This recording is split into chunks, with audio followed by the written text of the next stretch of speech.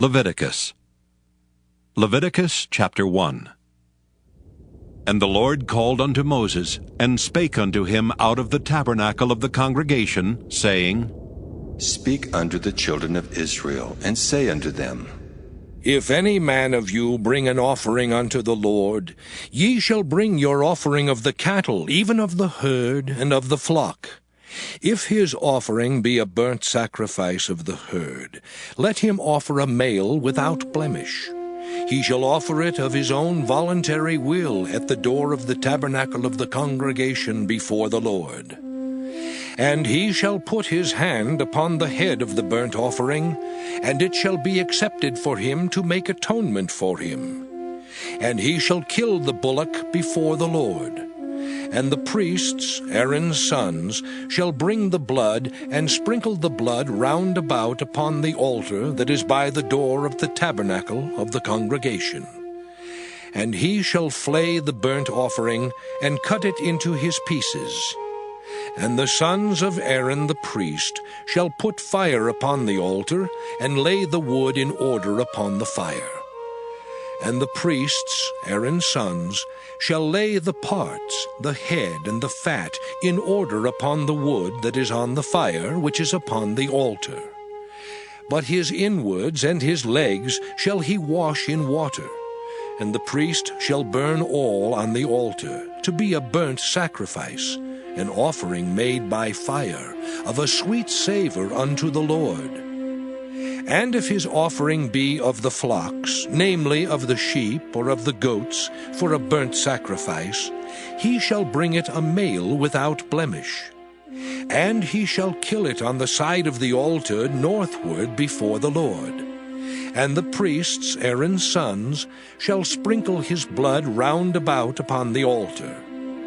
And he shall cut it into his pieces, with his head and his fat, and the priest shall lay them in order on the wood that is on the fire which is upon the altar. But he shall wash the inwards and the legs with water, and the priest shall bring it all, and burn it upon the altar. It is a burnt sacrifice, an offering made by fire, of a sweet savor unto the Lord. And if the burnt sacrifice for his offering to the Lord be of fowls, then he shall bring his offering of turtle doves or of young pigeons. And the priest shall bring it unto the altar, and wring off his head, and burn it on the altar. And the blood thereof shall be wrung out at the side of the altar. And he shall pluck away his crop with his feathers, and cast it beside the altar on the east part, by the place of the ashes. And he shall cleave it with the wings thereof, but shall not divide it asunder. And the priest shall burn it upon the altar, upon the wood that is upon the fire. It is a burnt sacrifice, an offering made by fire, of a sweet savor unto the Lord. Leviticus chapter 2. And when any will offer a meat offering unto the Lord, his offering shall be of fine flour, and he shall pour oil upon it, and put frankincense thereon. And he shall bring it to Aaron's sons the priests, and he shall take thereout his handful of the flour thereof, and of the oil thereof, with all the frankincense thereof. And the priest shall burn the memorial of it upon the altar, to be an offering made by fire, of a sweet savor unto the Lord. And the remnant of the meat offering shall be Aaron's and his sons. It is a thing most holy of the offerings of the Lord made by fire. And if thou bring an oblation of a meat offering baken in the oven, it shall be unleavened cakes of fine flour mingled with oil, or unleavened wafers anointed with oil. And if thy oblation be a meat offering baken in a pan, it shall be of fine flour unleavened mingled with oil. Thou shalt part it in pieces, and pour oil thereon. It is a meat offering. And if thy oblation be a meat offering baken in the frying pan, it shall be made of fine flour with oil. And thou shalt bring the meat offering that is made of these things unto the Lord. And when it is presented unto the priest, he shall bring it unto the altar. And the priest shall take from the meat offering a memorial thereof, and shall burn it upon the altar. It is an offering made by fire, of a sweet savour unto the Lord. And that which is left of the meat offering shall be Aaron's and his sons'. It is a thing most holy of the offerings of the Lord, made by fire. No meat offering which ye shall bring unto the Lord shall be made with leaven, for ye shall burn no leaven, nor any honey, in any offering of the Lord made by fire. As for the oblation of the first fruits, ye shall offer them unto the Lord. But they shall not be burnt on the altar for a sweet savour.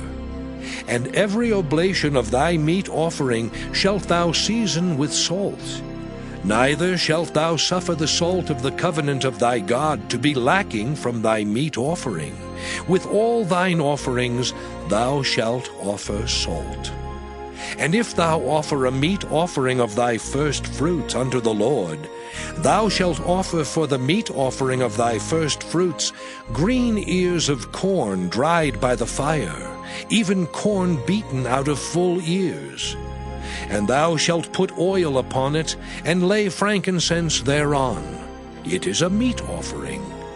And the priest shall burn the memorial of it, part of the beaten corn thereof, and part of the oil thereof, with all the frankincense thereof. It is an offering made by fire unto the Lord. Leviticus chapter 3.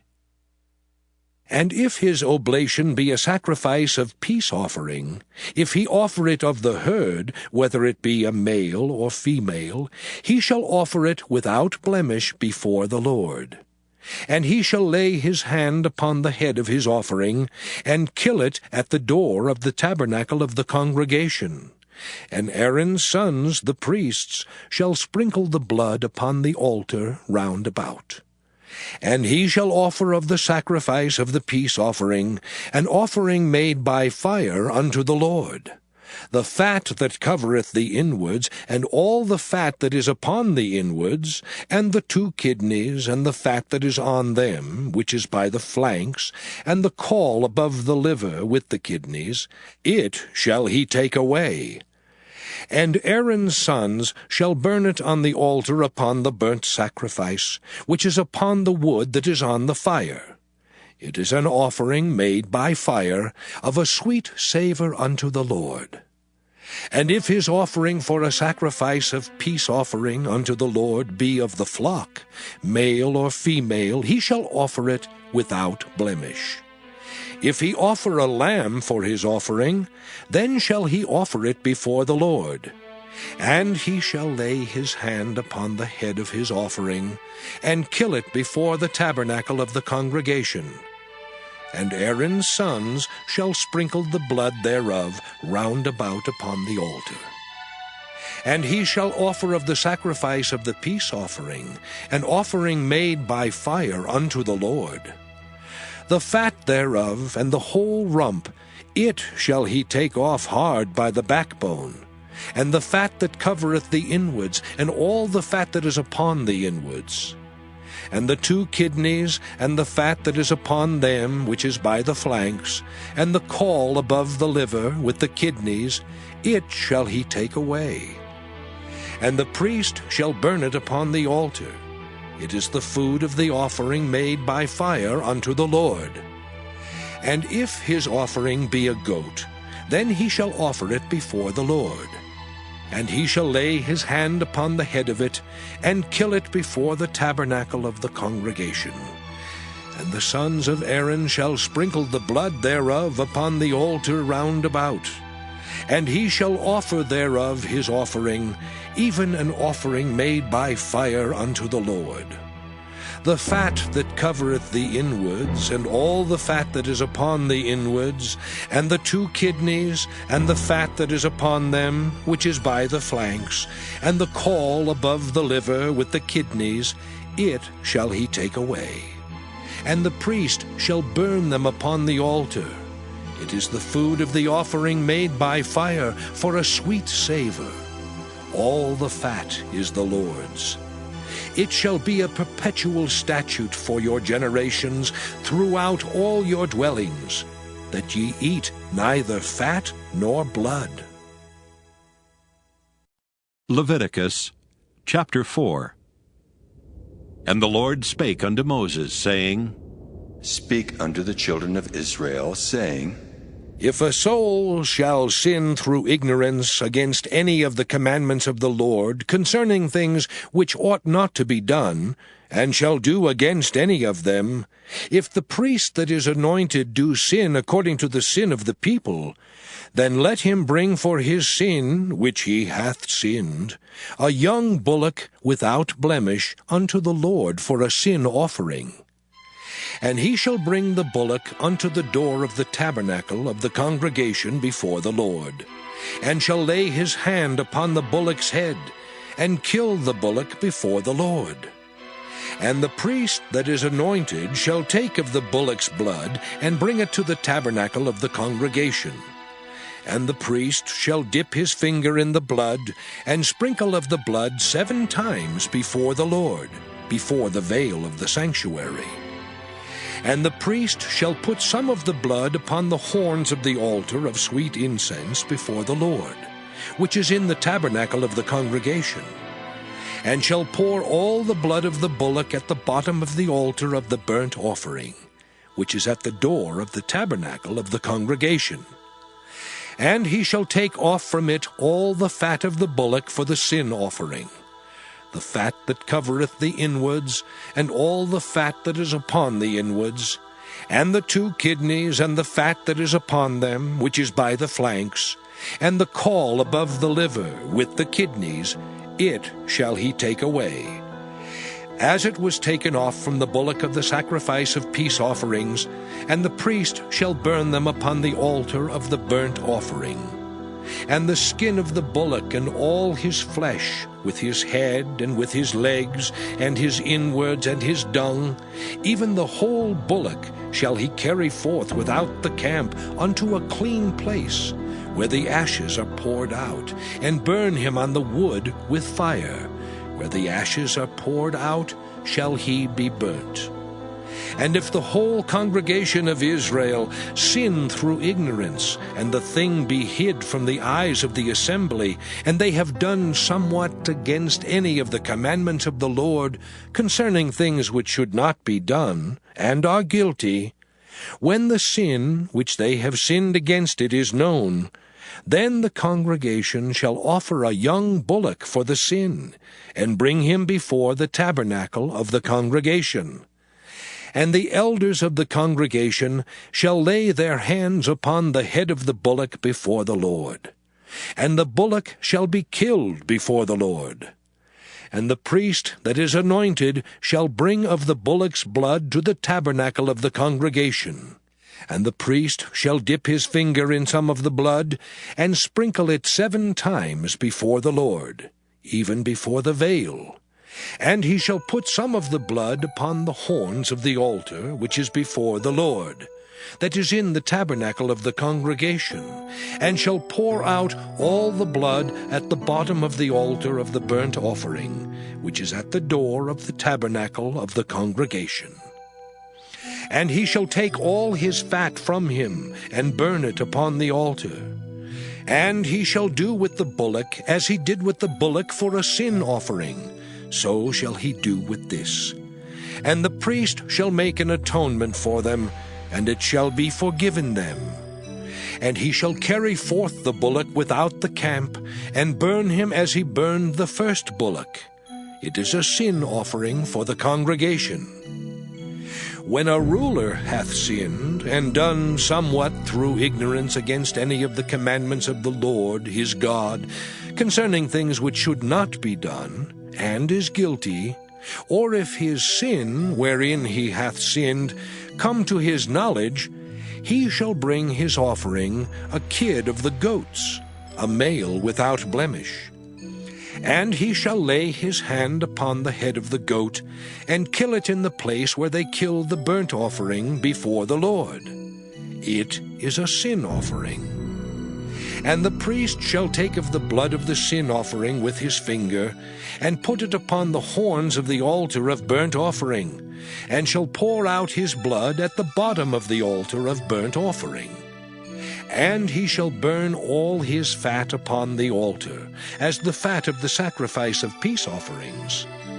And the priest shall make an atonement for him as concerning his sin, and it shall be forgiven him. And if any one of the common people sin through ignorance, while he doeth somewhat against any of the commandments of the Lord, concerning things which ought not to be done, and be guilty, or if his sin which he hath sinned come to his knowledge, then he shall bring his offering, a kid of the goats, a female without blemish, for his sin which he hath sinned. And he shall lay his hand upon the head of the sin offering, and slay the sin offering in the place of the burnt offering. And the priest shall take of the blood thereof with his finger, and put it upon the horns of the altar of burnt offering, and shall pour out all the blood thereof at the bottom of the altar. And he shall take away all the fat thereof, as the fat is taken away from off the sacrifice of peace offerings. And the priest shall burn it upon the altar for a sweet savour unto the Lord. And the priest shall make an atonement for him, and it shall be forgiven him. And if he bring a lamb for a sin offering, he shall bring it a female without blemish. And he shall lay his hand upon the head of the sin offering, and slay it for a sin offering in the place where they killed the burnt offering. And the priest shall take of the blood of the sin offering with his finger, and put it upon the horns of the altar of burnt offering, and shall pour out all the blood thereof at the bottom of the altar. And he shall take away all the fat thereof, as the fat of the lamb is taken away from the sacrifice of the peace offerings. And the priest shall burn them upon the altar, according to the offerings made by fire unto the Lord. And the priest shall make an atonement for his sin that he hath committed, and it shall be forgiven him. Leviticus chapter 5. And if a soul sin, and hear the voice of swearing, and is a witness, whether he hath seen or known of it, if he do not utter it, then he shall bear his iniquity. Or if a soul touch any unclean thing, whether it be a carcass of an unclean beast, or a carcass of unclean cattle, or the carcass of unclean creeping things, and if it be hidden from him, he also shall be unclean and guilty. Or if he touch the uncleanness of man, whatsoever uncleanness it be, that a man shall be defiled withal, and it be hid from him, when he knoweth of it, then he shall be guilty. Or if a soul swear, pronouncing with his lips to do evil, or to do good, whatsoever it be that a man shall pronounce with an oath, and it be hid from him, when he knoweth of it, then he shall be guilty in one of these. And it shall be, when he shall be guilty in one of these things, that he shall confess that he hath sinned in that thing. And he shall bring his trespass offering unto the Lord for his sin which he hath sinned, a female from the flock, a lamb or a kid of the goats for a sin offering. And the priest shall make an atonement for him concerning his sin. And if he be not able to bring a lamb, then he shall bring for his trespass which he hath committed 2 turtle doves or 2 young pigeons unto the Lord, one for a sin offering, and the other for a burnt offering. And he shall bring them unto the priest, who shall offer that which is for the sin offering first, and wring off his head from his neck, but shall not divide it asunder. And he shall sprinkle of the blood of the sin offering upon the side of the altar, and the rest of the blood shall be wrung out at the bottom of the altar. It is a sin offering. And he shall offer the second for a burnt offering according to the manner. And the priest shall make an atonement for him for his sin which he hath sinned, and it shall be forgiven him. But if he be not able to bring 2 turtle doves or 2 young pigeons, then he that sinned shall bring for his offering the 10th part of an ephah of fine flour for a sin offering. He shall put no oil upon it, neither shall he put any frankincense thereon, for it is a sin offering. Then shall he bring it to the priest, and the priest shall take his handful of it, even a memorial thereof, and burn it on the altar, according to the offerings made by fire unto the Lord. It is a sin offering.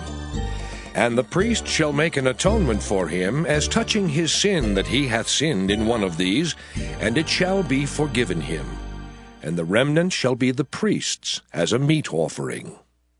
And the Lord spake unto Moses, saying, If a soul commit a trespass and sin through ignorance in the holy things of the Lord, then he shall bring for his trespass unto the Lord a ram without blemish out of the flocks, with thy estimation by shekels of silver, after the shekel of the sanctuary, for a trespass offering. And he shall make amends for the harm that he hath done in the holy thing, and shall add the 5th part thereto, and give it unto the priest. And the priest shall make an atonement for him with the ram of the trespass offering, and it shall be forgiven him. And if a soul sin, and commit any of these things which are forbidden to be done by the commandments of the Lord, though he wist it not, yet is he guilty, and shall bear his iniquity. And he shall bring a ram without blemish out of the flock, with thy estimation for a trespass offering unto the priest. And the priest shall make an atonement for him concerning his ignorance wherein he erred, and wist it not, and it shall be forgiven him. It is a trespass offering. He hath certainly trespassed against the Lord. Leviticus chapter 6.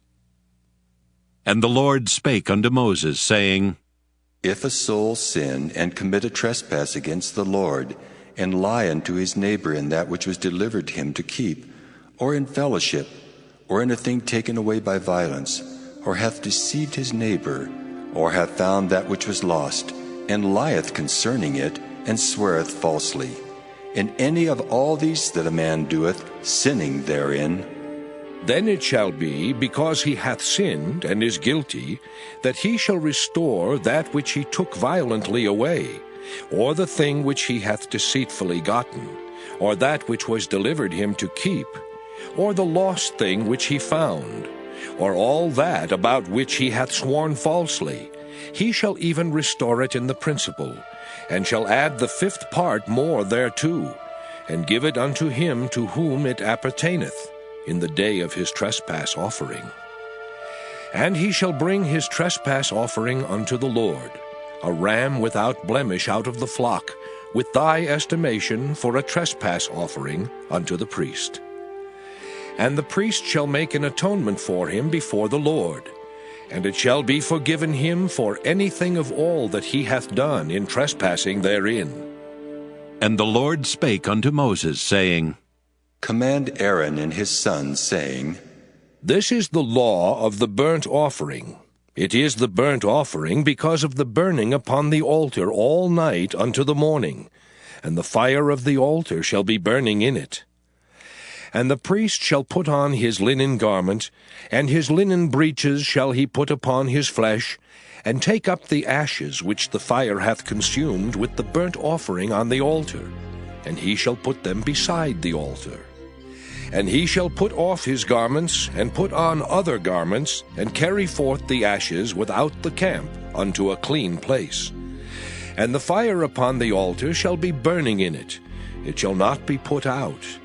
And the priest shall burn wood on it every morning, and lay the burnt offering in order upon it. And he shall burn thereon the fat of the peace offerings. The fire shall ever be burning upon the altar, it shall never go out. And this is the law of the meat offering. The sons of Aaron shall offer it before the Lord, before the altar. And he shall take of it his handful, of the flour of the meat offering, and of the oil thereof, and all the frankincense which is upon the meat offering, and shall burn it upon the altar for a sweet savour, even the memorial of it unto the Lord. And the remainder thereof shall Aaron and his sons eat. With unleavened bread shall it be eaten in the holy place. In the court of the tabernacle of the congregation they shall eat it. It shall not be baken with leaven. I have given it unto them for their portion of my offerings made by fire. It is most holy, as is the sin offering, and as the trespass offering. All the males among the children of Aaron shall eat of it. It shall be a statute forever in your generations concerning the offerings of the Lord made by fire. Every one that toucheth them shall be holy. And the Lord spake unto Moses, saying, This is the offering of Aaron and of his sons, which they shall offer unto the Lord in the day when he is anointed. The 10th part of an ephah of fine flour for a meat offering perpetual, half of it in the morning, and half thereof at night. In a pan it shall be made with oil, and when it is baken, thou shalt bring it in, and the baken pieces of the meat offering shalt thou offer for a sweet savour unto the Lord. And the priest of his sons that is anointed in his stead shall offer it. It is a statute forever unto the Lord. It shall be wholly burnt. For every meat offering for the priest shall be wholly burnt. It shall not be eaten. And the Lord spake unto Moses, saying, Speak unto Aaron and to his sons, saying, This is the law of the sin offering. In the place where the burnt offering is killed, shall the sin offering be killed before the Lord. It is most holy. The priest that offereth it for sin shall eat it. In the holy place shall it be eaten, in the court of the tabernacle of the congregation. Whatsoever shall touch the flesh thereof shall be holy. And when there is sprinkled of the blood thereof upon any garment, thou shalt wash that whereon it was sprinkled in the holy place. But the earthen vessel wherein it is sodden shall be broken. And if it be sodden in a brazen pot, it shall be both scoured and rinsed in water. All the males among the priests shall eat thereof. It is most holy. And no sin offering, whereof any of the blood is brought into the tabernacle of the congregation, to reconcile with all in the holy place, shall be eaten. It shall be burnt in the fire. Leviticus chapter 7. Likewise, this is the law of the trespass offering. It is most holy. In the place where they kill the burnt offering shall they kill the trespass offering, and the blood thereof shall he sprinkle round about upon the altar. And he shall offer of it all the fat thereof, the rump and the fat that covereth the inwards, and the 2 kidneys and the fat that is on them, which is by the flanks, and the caul that is above the liver, with the kidneys, it shall he take away. And the priest shall burn them upon the altar for an offering made by fire unto the Lord. It is a trespass offering. Every male among the priests shall eat thereof. It shall be eaten in the holy place. It is most holy. As the sin offering is, so is the trespass offering. There is one law for them. The priest that maketh atonement therewith shall have it. And the priest that offereth any man's burnt offering, even the priest shall have to himself the skin of the burnt offering which he hath offered. And all the meat offering that is baken in the oven, and all that is dressed in the frying pan and in the pan, shall be the priest's that offereth it. And every meat offering mingled with oil and dry shall all the sons of Aaron have, one as much as another. And this is the law of the sacrifice of peace offerings, which he shall offer unto the Lord. If he offer it for a thanksgiving, then he shall offer with the sacrifice of thanksgiving unleavened cakes mingled with oil, and unleavened wafers anointed with oil, and cakes mingled with oil of fine flour, fried. Besides the cakes, he shall offer for his offering leavened bread with the sacrifice of thanksgiving of his peace offerings. And of it he shall offer one out of the whole oblation for an heave offering unto the Lord. And it shall be the priest's that sprinkleth the blood of the peace offerings. And the flesh of the sacrifice of his peace offerings for thanksgiving shall be eaten the same day that it is offered. He shall not leave any of it until the morning. But if the sacrifice of his offering be a vow, or a voluntary offering, it shall be eaten the same day that he offereth his sacrifice, and on the morrow also the remainder of it shall be eaten. But the remainder of the flesh of the sacrifice on the third day shall be burnt with fire.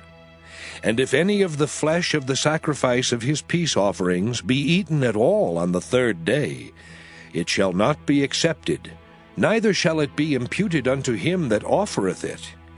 It shall be an abomination, and the soul that eateth of it shall bear his iniquity. And the flesh that toucheth any unclean thing shall not be eaten, it shall be burnt with fire. And as for the flesh, all that be clean shall eat thereof. But the soul that eateth of the flesh of the sacrifice of peace offerings, that pertain unto the Lord, having his uncleanness upon him, even that soul shall be cut off from his people. Moreover, the soul that shall touch any unclean thing, as the uncleanness of man, or any unclean beast, or any abominable unclean thing, and eat of the flesh of the sacrifice of peace offerings, which pertain unto the Lord, even that soul shall be cut off from his people. And the Lord spake unto Moses, saying, Speak unto the children of Israel, saying, Ye shall eat no manner of fat, of ox, or of sheep, or of goat. And the fat of the beast that dieth of itself, and the fat of that which is torn with beasts, may be used in any other use, but ye shall in no wise eat of it.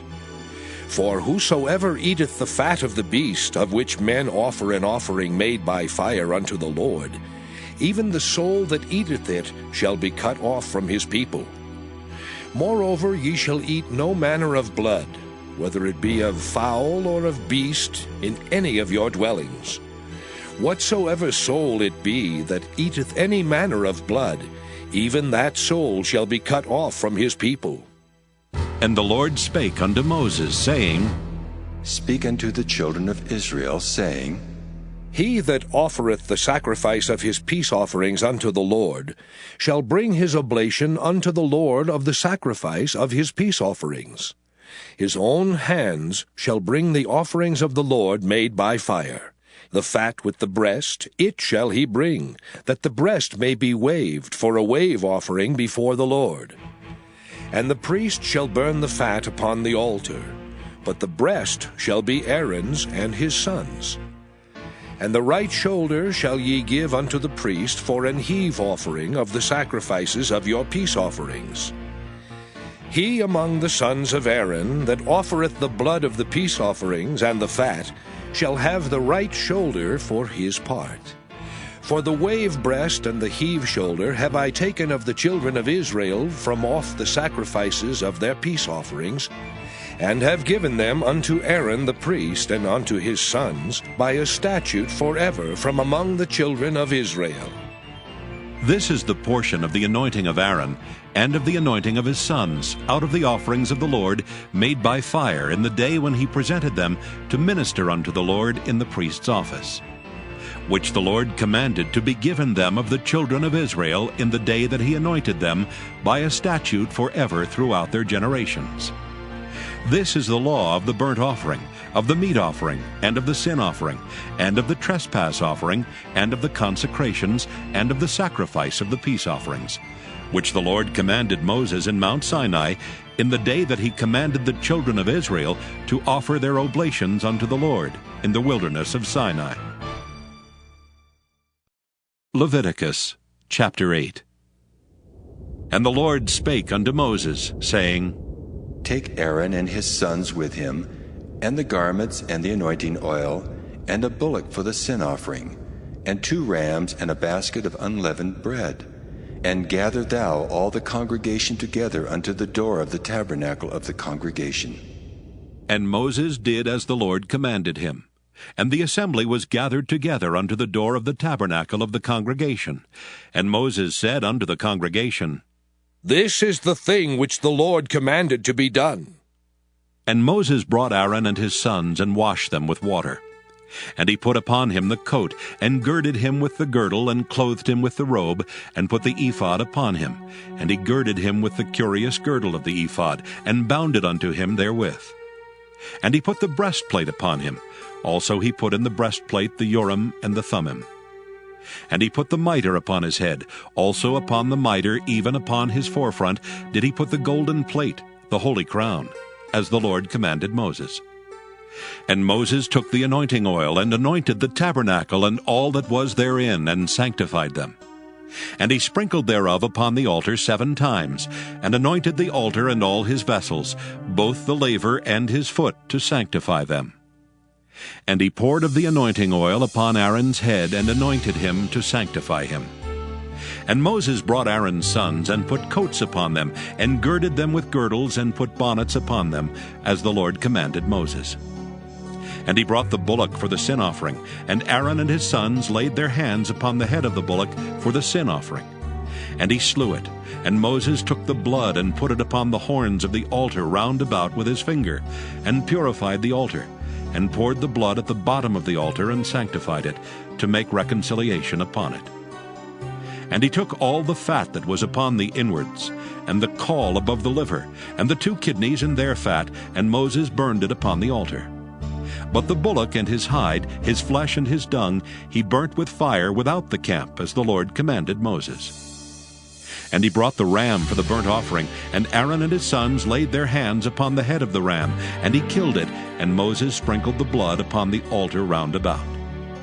And he cut the ram into pieces, and Moses burnt the head and the pieces and the fat. And he washed the inwards and the legs in water, and Moses burnt the whole ram upon the altar. It was a burnt sacrifice for a sweet savor, and an offering made by fire unto the Lord, as the Lord commanded Moses. And he brought the other ram, the ram of consecration, and Aaron and his sons laid their hands upon the head of the ram, and he slew it. And Moses took of the blood of it, and put it upon the tip of Aaron's right ear, and upon the thumb of his right hand, and upon the great toe of his right foot. And he brought Aaron's sons, and Moses put of the blood upon the tip of their right ear, and upon the thumbs of their right hands, and upon the great toes of their right feet. And Moses sprinkled the blood upon the altar round about. And he took the fat and the rump, and all the fat that was upon the inwards, and the caul above the liver, and the 2 kidneys and their fat, and the right shoulder. And out of the basket of unleavened bread that was before the Lord, he took 1 unleavened cake, and a cake of oiled bread, and 1 wafer, and put them on the fat, and upon the right shoulder. And he put all upon Aaron's hands, and upon his sons' hands, and waved them for a wave offering before the Lord. And Moses took them from off their hands, and burnt them on the altar upon the burnt offering. They were consecrations for a sweet savor. It is an offering made by fire unto the Lord. And Moses took the breast, and waved it for a wave offering before the Lord. For of the ram of consecration it was Moses' part, as the Lord commanded Moses. And Moses took of the anointing oil, and of the blood which was upon the altar, and sprinkled it upon Aaron, and upon his garments, and upon his sons, and upon his sons' garments with him, and sanctified Aaron and his garments, and his sons' garments with him. And Moses said unto Aaron and to his sons, Boil the flesh at the door of the tabernacle of the congregation, and there eat it with the bread that is in the basket of consecrations, as I commanded, saying, Aaron and his sons shall eat it. And that which remaineth of the flesh and of the bread shall ye burn with fire. And ye shall not go out of the door of the tabernacle of the congregation in 7 days, until the days of your consecration be at an end. For 7 days shall he consecrate you. As he hath done this day, so the Lord hath commanded to do, to make an atonement for you. Therefore shall ye abide at the door of the tabernacle of the congregation day and night 7 days, and keep the charge of the Lord, that ye die not, for so I am commanded. So Aaron and his sons did all things which the Lord commanded by the hand of Moses. Leviticus chapter 9. And it came to pass on the 8th day that Moses called Aaron and his sons and the elders of Israel. And he said unto Aaron, Take thee a young calf for a sin offering, and a ram for a burnt offering, without blemish, and offer them before the Lord. And unto the children of Israel thou shalt speak, saying, Take ye a kid of the goats for a sin offering, and a calf and a lamb, both of the first year, without blemish, for a burnt offering. Also a bullock and a ram for peace offerings, to sacrifice before the Lord, and a meat offering mingled with oil. For today the Lord will appear unto you. And they brought that which Moses commanded before the tabernacle of the congregation.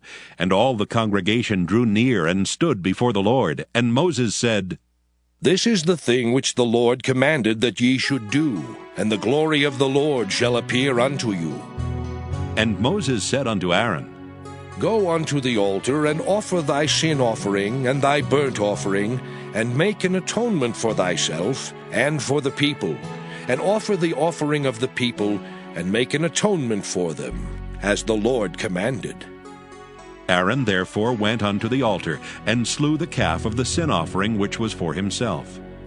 And the sons of Aaron brought the blood unto him, and he dipped his finger in the blood, and put it upon the horns of the altar, and poured out the blood at the bottom of the altar. But the fat and the kidneys and the caul above the liver of the sin offering he burnt upon the altar, as the Lord commanded Moses. And the flesh and the hide he burnt with fire without the camp. And he slew the burnt offering, and Aaron's sons presented unto him the blood which he sprinkled round about upon the altar. And they presented the burnt offering unto him with the pieces thereof and the head, and he burnt them upon the altar.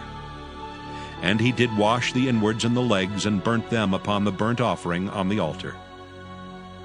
And he brought the people's offering, and took the goat which was the sin offering for the people, and slew it, and offered it for sin as the first. And he brought the burnt offering, and offered it according to the manner. And he brought the meat offering, and took an handful thereof, and burnt it upon the altar, beside the burnt sacrifice of the morning. He slew also the bullock and the ram for a sacrifice of peace offerings, which was for the people.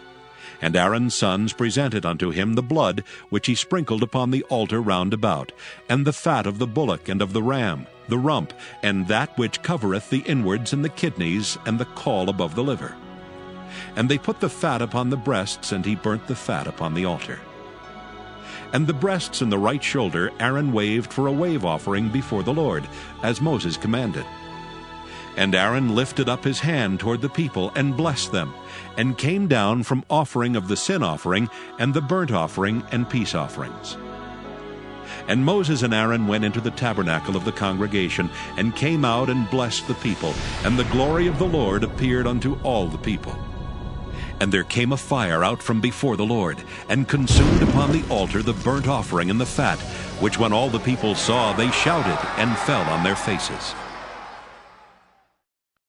Leviticus chapter 10. And Nadab and Abihu the sons of Aaron took either of them his censer, and put fire therein, and put incense thereon, and offered strange fire before the Lord, which he commanded them not. And there went out fire from the Lord, and devoured them, and they died before the Lord. Then Moses said unto Aaron, This is it that the Lord spake, saying, I will be sanctified in them that come nigh me, and before all the people I will be glorified. And Aaron held his peace.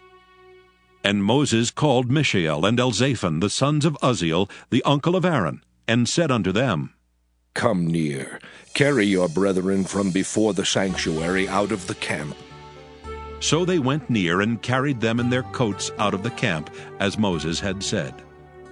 And Moses said unto Aaron, and unto Eleazar, and unto Ithamar his sons, Uncover not your heads, neither rend your clothes, lest ye die, and lest wrath come upon all the people. But let your brethren, the whole house of Israel, bewail the burning which the Lord hath kindled. And ye shall not go out from the door of the tabernacle of the congregation, lest ye die. For the anointing oil of the Lord is upon you. And they did according to the word of Moses. And the Lord spake unto Aaron, saying, Do not drink wine nor strong drink, thou nor thy sons with thee, when ye go into the tabernacle of the congregation, lest ye die. It shall be a statute forever throughout your generations, and that ye may put difference between holy and unholy, and between unclean and clean, and that ye may teach the children of Israel all the statutes which the Lord has spoken unto them by the hand of Moses. And Moses spake unto Aaron, and unto Eleazar, and unto Ithamar his sons that were left. Take the meat offering that remaineth of the offerings of the Lord made by fire, and eat it without leaven beside the altar, for it is most holy. And ye shall eat it in the holy place, because it is thy due, and thy son's due, of the sacrifices of the Lord made by fire, for so I am commanded. And the wave breast and heave shoulder shall ye eat in a clean place, thou and thy sons and thy daughters with thee, for they be thy due, and thy sons' due, which are given out of the sacrifices of peace offerings of the children of Israel. The heave shoulder and the wave breast shall they bring with the offerings made by fire of the fat, to wave it for a wave offering before the Lord. And it shall be thine and thy sons with thee, by a statute forever, as the Lord hath commanded. And Moses diligently sought the goat of the sin offering, and behold, it was burnt. And he was angry with Eleazar and Ithamar, the sons of Aaron, which were left alive, saying, Wherefore have ye not eaten the sin offering in the holy place, seeing it is most holy? And God hath given it you to bear the iniquity of the congregation, to make atonement for them before the Lord. Behold, the blood of it was not brought in within the holy place. Ye should indeed have eaten it in the holy place, as I commanded. And Aaron said unto Moses, Behold, this day have they offered their sin offering and their burnt offering before the Lord, and such things have befallen me. And if I had eaten the sin offering today, should it have been accepted in the sight of the Lord? And when Moses heard that, he was content. Leviticus chapter 11. And the Lord spake unto Moses and to Aaron, saying unto them, Speak unto the children of Israel, saying, These are the beasts which ye shall eat among all the beasts that are on the earth. Whatsoever parteth the hoof, and is cloven-footed, and cheweth the cud among the beasts, that shall ye eat. Nevertheless, these shall ye not eat of them that chew the cud, or of them that divide the hoof, as the camel, because he cheweth the cud, but divideth not the hoof. He is unclean unto you. And the coney, because he cheweth the cud, but divideth not the hoof, he is unclean unto you. And the hare, because he cheweth the cud, but divideth not the hoof, he is unclean unto you. And the swine, though he divide the hoof, and be cloven-footed, yet he cheweth not the cud, he is unclean to you. Of their flesh shall ye not eat, and their carcass shall ye not touch. They are unclean to you. These shall ye eat of all that are in the waters.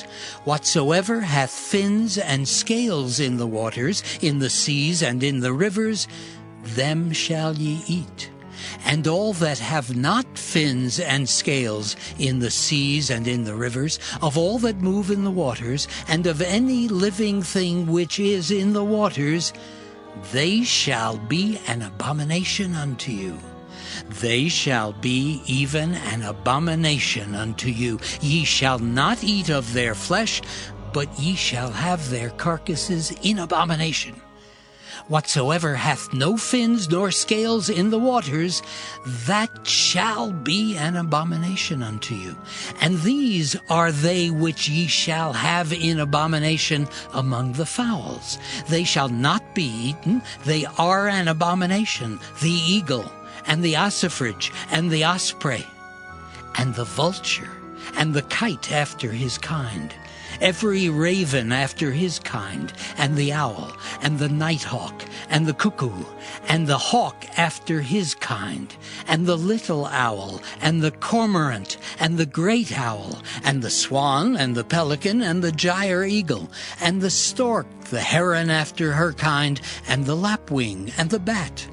All fowls that creep, going upon all four, shall be an abomination unto you.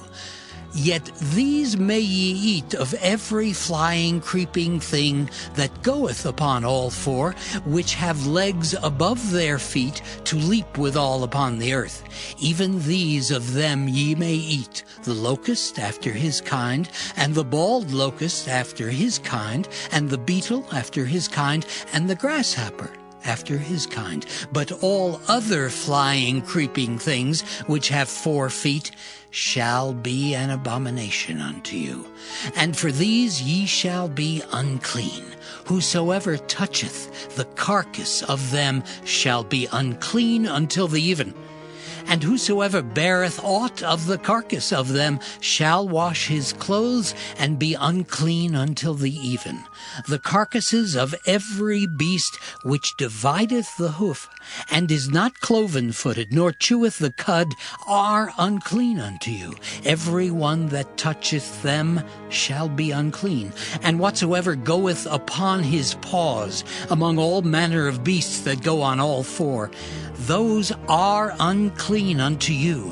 Whoso toucheth their carcass shall be unclean until the even. And he that beareth the carcass of them shall wash his clothes, and be unclean until the even. They are unclean unto you. These also shall be unclean unto you among the creeping things that creep upon the earth, the weasel and the mouse, and the tortoise after his kind, and the ferret, and the chameleon, and the lizard, and the snail, and the mole. These are unclean to you among all that creep. Whosoever doth touch them when they be dead shall be unclean until the even. And upon whatsoever any of them when they are dead doth fall, it shall be unclean, whether it be any vessel of wood or raiment or skin or sack, whatsoever vessel it be, wherein any work is done, it must be put into water, and it shall be unclean until the even. So it shall be cleansed. And every earthen vessel whereinto any of them falleth, whatsoever is in it shall be unclean, and ye shall break it. Of all meat which may be eaten, that on which such water cometh shall be unclean. And all drink that may be drunk in every such vessel shall be unclean. And every thing whereupon any part of their carcass falleth shall be unclean, whether it be oven or ranges for pots, they shall be broken down, for they are unclean, and shall be unclean unto you. Nevertheless, a fountain or pit, wherein there is plenty of water, shall be clean, but that which toucheth their carcass shall be unclean. And if any part of their carcass fall upon any sowing seed which is to be sown, it shall be clean. But if any water be put upon the seed, and any part of their carcass fall thereon, it shall be unclean unto you. And if any beast of which ye may eat die, he that toucheth the carcass thereof shall be unclean until the even. And he that eateth of the carcass of it shall wash his clothes, and be unclean until the even. He also that beareth the carcass of it shall wash his clothes, and be unclean until the even. And every creeping thing that creepeth upon the earth shall be an abomination. It shall not be eaten. Whatsoever goeth upon the belly, and whatsoever goeth upon all 4, or whatsoever hath more feet among all creeping things that creep upon the earth, them ye shall not eat, for they are an abomination.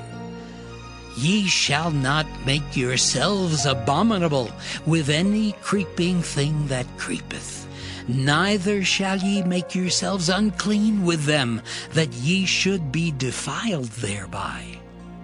For I am the Lord your God.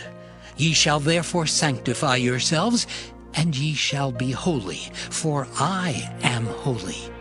Neither shall ye defile yourselves with any manner of creeping thing that creepeth upon the earth. For I am the Lord that bringeth you up out of the land of Egypt to be your God. Ye shall therefore be holy, for I am holy. This is the law of the beasts and of the fowl, and of every living creature that moveth in the waters, and of every creature that creepeth upon the earth, to make a difference between the unclean and the clean, and between the beast that may be eaten and the beast that may not be eaten.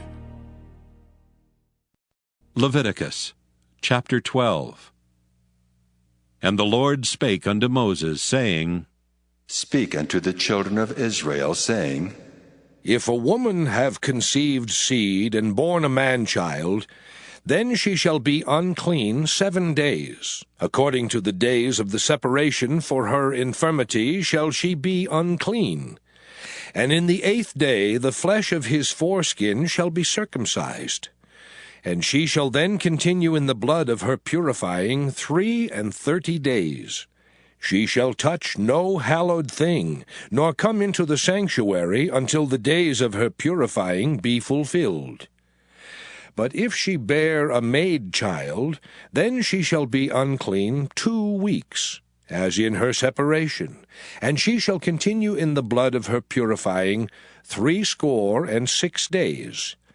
And when the days of her purifying are fulfilled, for a son or for a daughter, she shall bring a lamb of the 1st year for a burnt offering, and a young pigeon or a turtle-dove for a sin offering unto the door of the tabernacle of the congregation, unto the priest, who shall offer it before the Lord, and make an atonement for her, and she shall be cleansed from the issue of her blood. This is the law for her that hath borne a male or a female. And if she be not able to bring a lamb, then she shall bring 2 turtles, or 2 young pigeons, the one for the burnt offering, and the other for a sin offering. And the priest shall make an atonement for her, and she shall be clean. Leviticus chapter 13.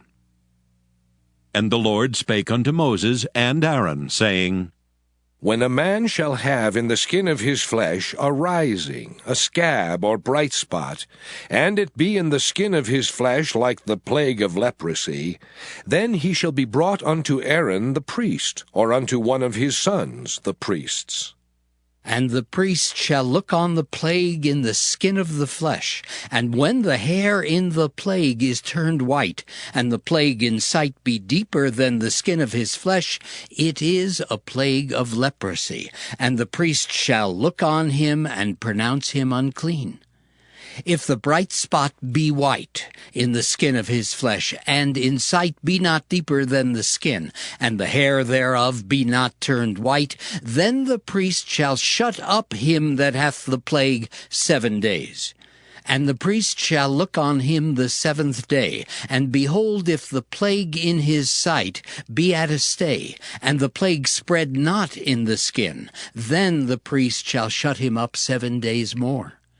And the priest shall look on him again the 7th day, and behold, if the plague be somewhat dark, and the plague spread not in the skin, the priest shall pronounce him clean. It is but a scab, and he shall wash his clothes and be clean. But if the scab spread much abroad in the skin, after that he hath been seen of the priest for his cleansing, he shall be seen of the priest again. And if the priest see that, behold, the scab spreadeth in the skin, then the priest shall pronounce him unclean. It is a leprosy. when the plague of leprosy is in a man, then he shall be brought unto the priest. And the priest shall see him, and behold, if the rising be white in the skin, and it have turned the hair white, and there be quick raw flesh in the rising, it is an old leprosy in the skin of his flesh, and the priest shall pronounce him unclean, and shall not shut him up, for he is unclean. And if a leprosy break out abroad in the skin, and the leprosy cover all the skin of him that hath the plague, from his head even to his foot, wheresoever the priest looketh, then the priest shall consider. And behold, if the leprosy have covered all his flesh, he shall pronounce him clean that hath the plague. It is all turned white, he is clean. But when raw flesh appeareth in him, he shall be unclean. And the priest shall see the raw flesh, and pronounce him to be unclean. For the raw flesh is unclean, it is a leprosy. Or if the raw flesh turn again, and be changed unto white, he shall come unto the priest. And the priest shall see him, and behold, if the plague be turned into white, then the priest shall pronounce him clean that hath the plague, he is clean. The flesh also, in which even in the skin thereof was a boil, and is healed, and in the place of the boil there be a white rising, or a bright spot, white and somewhat reddish, and it be showed to the priest. And if, when the priest seeth it, behold, it be in sight lower than the skin, and the hair thereof be turned white, the priest shall pronounce him unclean. It is a plague of leprosy broken out of the boil. But if the priest look on it, and behold, there be no white hairs therein, and if it be not lower than the skin, but be somewhat dark, then the priest shall shut him up 7 days. And if it spread much abroad in the skin, then the priest shall pronounce him unclean. It is a plague. But if the bright spot stay in his place and spread not, it is a burning boil, and the priest shall pronounce him clean. Or if there be any flesh in the skin whereof there is a hot burning, and the quick flesh that burneth have a white bright spot, somewhat reddish or white, then the priest shall look upon it, and behold, if the hair in the bright spot be turned white, and it be in sight deeper than the skin, it is a leprosy broken out of the burning, wherefore the priest shall pronounce him unclean. It is the plague of leprosy. But if the priest look on it, and behold, there be no white hair in the bright spot, and it be no lower than the other skin, but be somewhat dark, then the priest shall shut him up 7 days. And the priest shall look upon him the 7th day, and if it be spread much abroad in the skin, then the priest shall pronounce him unclean. It is the plague of leprosy. And if the bright spot stay in his place, and spread not in the skin, but it be somewhat dark, it is a rising of the burning, and the priest shall pronounce him clean, for it is an inflammation of the burning.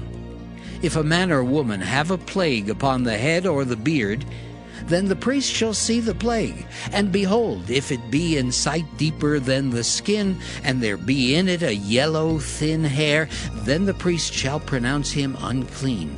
It is a dry skull, even a leprosy upon the head or beard. And if the priest look on the plague of the skull, and behold, it be not in sight deeper than the skin, and that there is no black hair in it, then the priest shall shut up him that hath the plague of the skull 7 days. And in the 7th day the priest shall look on the plague, and behold, if the skull spread not, and there be in it no yellow hair, and the skull be not in sight deeper than the skin, he shall be shaven, but the skull shall he not shave, and the priest shall shut up him that hath the skull 7 days more. And in the 7th day the priest shall look on the skull, and behold, if the skull be not spread in the skin, nor be in sight deeper than the skin, then the priest shall pronounce him clean, and he shall wash his clothes and be clean. But if the scald spread much in the skin after his cleansing, then the priest shall look on him, and behold, if the scald be spread in the skin, the priest shall not seek for yellow hair. He is unclean. But if the scald be in his sight at a stay, and that there is black hair grown up therein, the scald is healed, he is clean, and the priest shall pronounce him clean. If a man also or a woman have in the skin of their flesh bright spots, even white bright spots, then the priest shall look, and behold, if the bright spots in the skin of their flesh be darkish white, it is a freckled spot that groweth in the skin, he is clean. And the man whose hair is fallen off his head, he is bald, yet is he clean. And he that hath his hair fallen off from the part of his head toward his face, he is forehead bald, yet is he clean. And if there be in the bald head or bald forehead a white reddish sore, it is a leprosy sprung up in his bald head or his bald forehead. Then the priest shall look upon it, and behold, if the rising of the sore be white reddish in his bald head or in his bald forehead, as the leprosy appeareth in the skin of the flesh, he is a leprous man, he is unclean. The priest shall pronounce him utterly unclean. His plague is in his head. And the leper in whom the plague is, his clothes shall be rent, and his head bare, and he shall put a covering upon his upper lip, and shall cry, Unclean, unclean. All the days wherein the plague shall be in him, he shall be defiled. He is unclean. He shall dwell alone. Without the camp shall his habitation be. The garment also that the plague of leprosy is in, whether it be a woolen garment or a linen garment, whether it be in the warp or woof of linen or of woolen, whether in a skin or in anything made of skin. And if the plague be greenish or reddish in the garment, or in the skin, either in the warp or in the woof, or in anything of skin, it is a plague of leprosy, and shall be showed unto the priest. And the priest shall look upon the plague, and shut up it that hath the plague 7 days. And he shall look on the plague on the 7th day. If the plague be spread in the garment, either in the warp or in the woof, or in a skin, or in any work that is made of skin, the plague is a fretting leprosy. It is unclean. He shall therefore burn that garment, whether warp or woof, in woolen or in linen, or anything of skin, wherein the plague is, for it is a fretting leprosy. It shall be burnt in the fire. And if the priest shall look, and behold, the plague be not spread in the garment, either in the warp or in the woof, or in anything of skin, then the priest shall command that they wash the thing wherein the plague is, and he shall shut it up 7 days more. And the priest shall look on the plague after that it is washed, and behold, if the plague have not changed his color, and the plague be not spread, it is unclean. Thou shalt burn it in the fire. It is fret inward, whether it be bare within or without. And if the priest look, and behold, the plague be somewhat dark after the washing of it, then he shall rend it out of the garment, or out of the skin, or out of the warp, or out of the woof. And if it appear still in the garment, either in the warp, or in the woof, or in anything of skin, it is a spreading plague. Thou shalt burn that wherein the plague is with fire.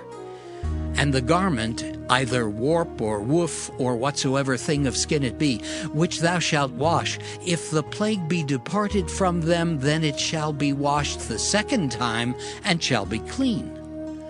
This is the law of the plague of leprosy in a garment of woolen or linen, either in the warp or woof, or anything of skins, to pronounce it clean or to pronounce it unclean. Leviticus chapter 14. And the Lord spake unto Moses, saying, This shall be the law of the leper in the day of his cleansing. He shall be brought unto the priest, And the priest shall go forth out of the camp, and the priest shall look, and behold, if the plague of leprosy be healed in the leper, then shall the priest command to take for him that is to be cleansed 2 birds alive and clean, and cedar wood, and scarlet and hyssop. And the priest shall command that one of the birds be killed in an earthen vessel over running water. As for the living bird, he shall take it, and the cedar wood, and the scarlet, and the hyssop, and shall dip them and the living bird in the blood of the bird that was killed over the running water. And he shall sprinkle upon him that is to be cleansed from the leprosy 7 times, and shall pronounce him clean, and shall let the living bird loose into the open field. And he that is to be cleansed shall wash his clothes, and shave off all his hair, and wash himself in water, that he may be clean.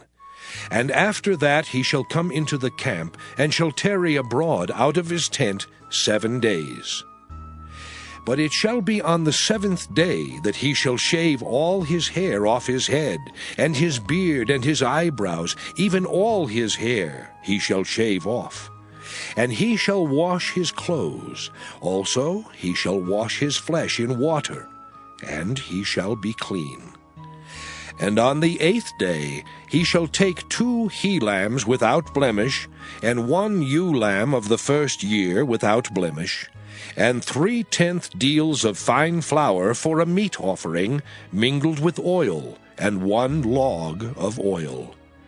And the priest that maketh him clean shall present the man that is to be made clean, and those things before the Lord, at the door of the tabernacle of the congregation. And the priest shall take 1 he-lamb, and offer him for a trespass offering, and the log of oil, and wave them for a wave offering before the Lord. And he shall slay the lamb in the place where he shall kill the sin offering and the burnt offering, in the holy place. For as the sin offering is the priest's, so is the trespass offering. It is most holy. And the priest shall take some of the blood of the trespass offering, and the priest shall put it upon the tip of the right ear of him that is to be cleansed, and upon the thumb of his right hand, and upon the great toe of his right foot. And the priest shall take some of the log of oil, and pour it into the palm of his own left hand. And the priest shall dip his right finger in the oil that is in his left hand, and shall sprinkle of the oil with his finger 7 times before the Lord. And of the rest of the oil that is in his hand shall the priest put upon the tip of the right ear of him that is to be cleansed, and upon the thumb of his right hand, and upon the great toe of his right foot, upon the blood of the trespass offering. And the remnant of the oil that is in the priest's hand he shall pour upon the head of him that is to be cleansed. And the priest shall make an atonement for him before the Lord. And the priest shall offer the sin offering, and make an atonement for him that is to be cleansed from his uncleanness, and afterward he shall kill the burnt offering. And the priest shall offer the burnt offering and the meat offering upon the altar. And the priest shall make an atonement for him, and he shall be clean. And if he be poor and cannot get so much, then he shall take 1 lamb for a trespass offering to be waved, to make an atonement for him, and 1/10 deal of fine flour mingled with oil for a meat offering, and a log of oil. And 2 turtle doves, or 2 young pigeons, such as he is able to get, and the one shall be a sin offering, and the other a burnt offering. And he shall bring them on the 8th day for his cleansing unto the priest, unto the door of the tabernacle of the congregation before the Lord. And the priest shall take the lamb of the trespass offering, and the log of oil, and the priest shall wave them for a wave offering before the Lord. And he shall kill the lamb of the trespass offering, and the priest shall take some of the blood of the trespass offering, and put it upon the tip of the right ear of him that is to be cleansed, and upon the thumb of his right hand, and upon the great toe of his right foot. And the priest shall pour of the oil into the palm of his own left hand. And the priest shall sprinkle with his right finger some of the oil that is in his left hand 7 times before the Lord. And the priest shall put of the oil that is in his hand upon the tip of the right ear of him that is to be cleansed, and upon the thumb of his right hand, and upon the great toe of his right foot, upon the place of the blood of the trespass offering. And the rest of the oil that is in the priest's hand he shall put upon the head of him that is to be cleansed, to make an atonement for him before the Lord. And he shall offer the one of the turtle doves, or of the young pigeons, such as he can get, even such as he is able to get, the one for a sin offering, and the other for a burnt offering with the meat offering. And the priest shall make an atonement for him that is to be cleansed before the Lord. This is the law of him in whom is the plague of leprosy, whose hand is not able to get that which pertaineth to his cleansing. And the Lord spake unto Moses and unto Aaron, saying, When ye be come into the land of Canaan, which I give to you for a possession, and I put the plague of leprosy in a house of the land of your possession, and he that owneth the house shall come and tell the priest, saying, It seemeth to me there is, as it were, a plague in the house. Then the priest shall command that they empty the house before the priest go into it to see the plague, that all that is in the house be not made unclean. And afterward the priest shall go in to see the house. And he shall look on the plague, and behold, if the plague be in the walls of the house, with hollow strakes, greenish or reddish, which in sight are lower than the wall, then the priest shall go out of the house to the door of the house, and shut up the house 7 days. And the priest shall come again the 7th day, and shall look. And behold, if the plague be spread in the walls of the house, then the priest shall command that they take away the stones in which the plague is, and they shall cast them into an unclean place without the city. And he shall cause the house to be scraped within round about, and they shall pour out the dust that they scrape off without the city into an unclean place. And they shall take other stones, and put them in the place of those stones. And he shall take other mortar, and shall plaster the house. And if the plague come again, and break out in the house, after that he hath taken away the stones, and after he hath scraped the house, and after it is plastered, then the priest shall come and look. And behold, if the plague be spread in the house, it is a fretting leprosy in the house, it is unclean. And he shall break down the house, the stones of it, and the timber thereof, and all the mortar of the house, and he shall carry them forth out of the city into an unclean place. Moreover, he that goeth into the house all the while that it is shut up shall be unclean until the even. And he that lieth in the house shall wash his clothes, and he that eateth in the house shall wash his clothes.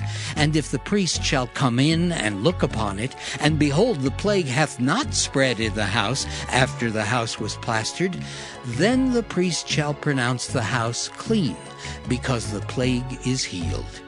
And he shall take to cleanse the house 2 birds, and cedar wood, and scarlet, and hyssop. And he shall kill the one of the birds in an earthen vessel over running water.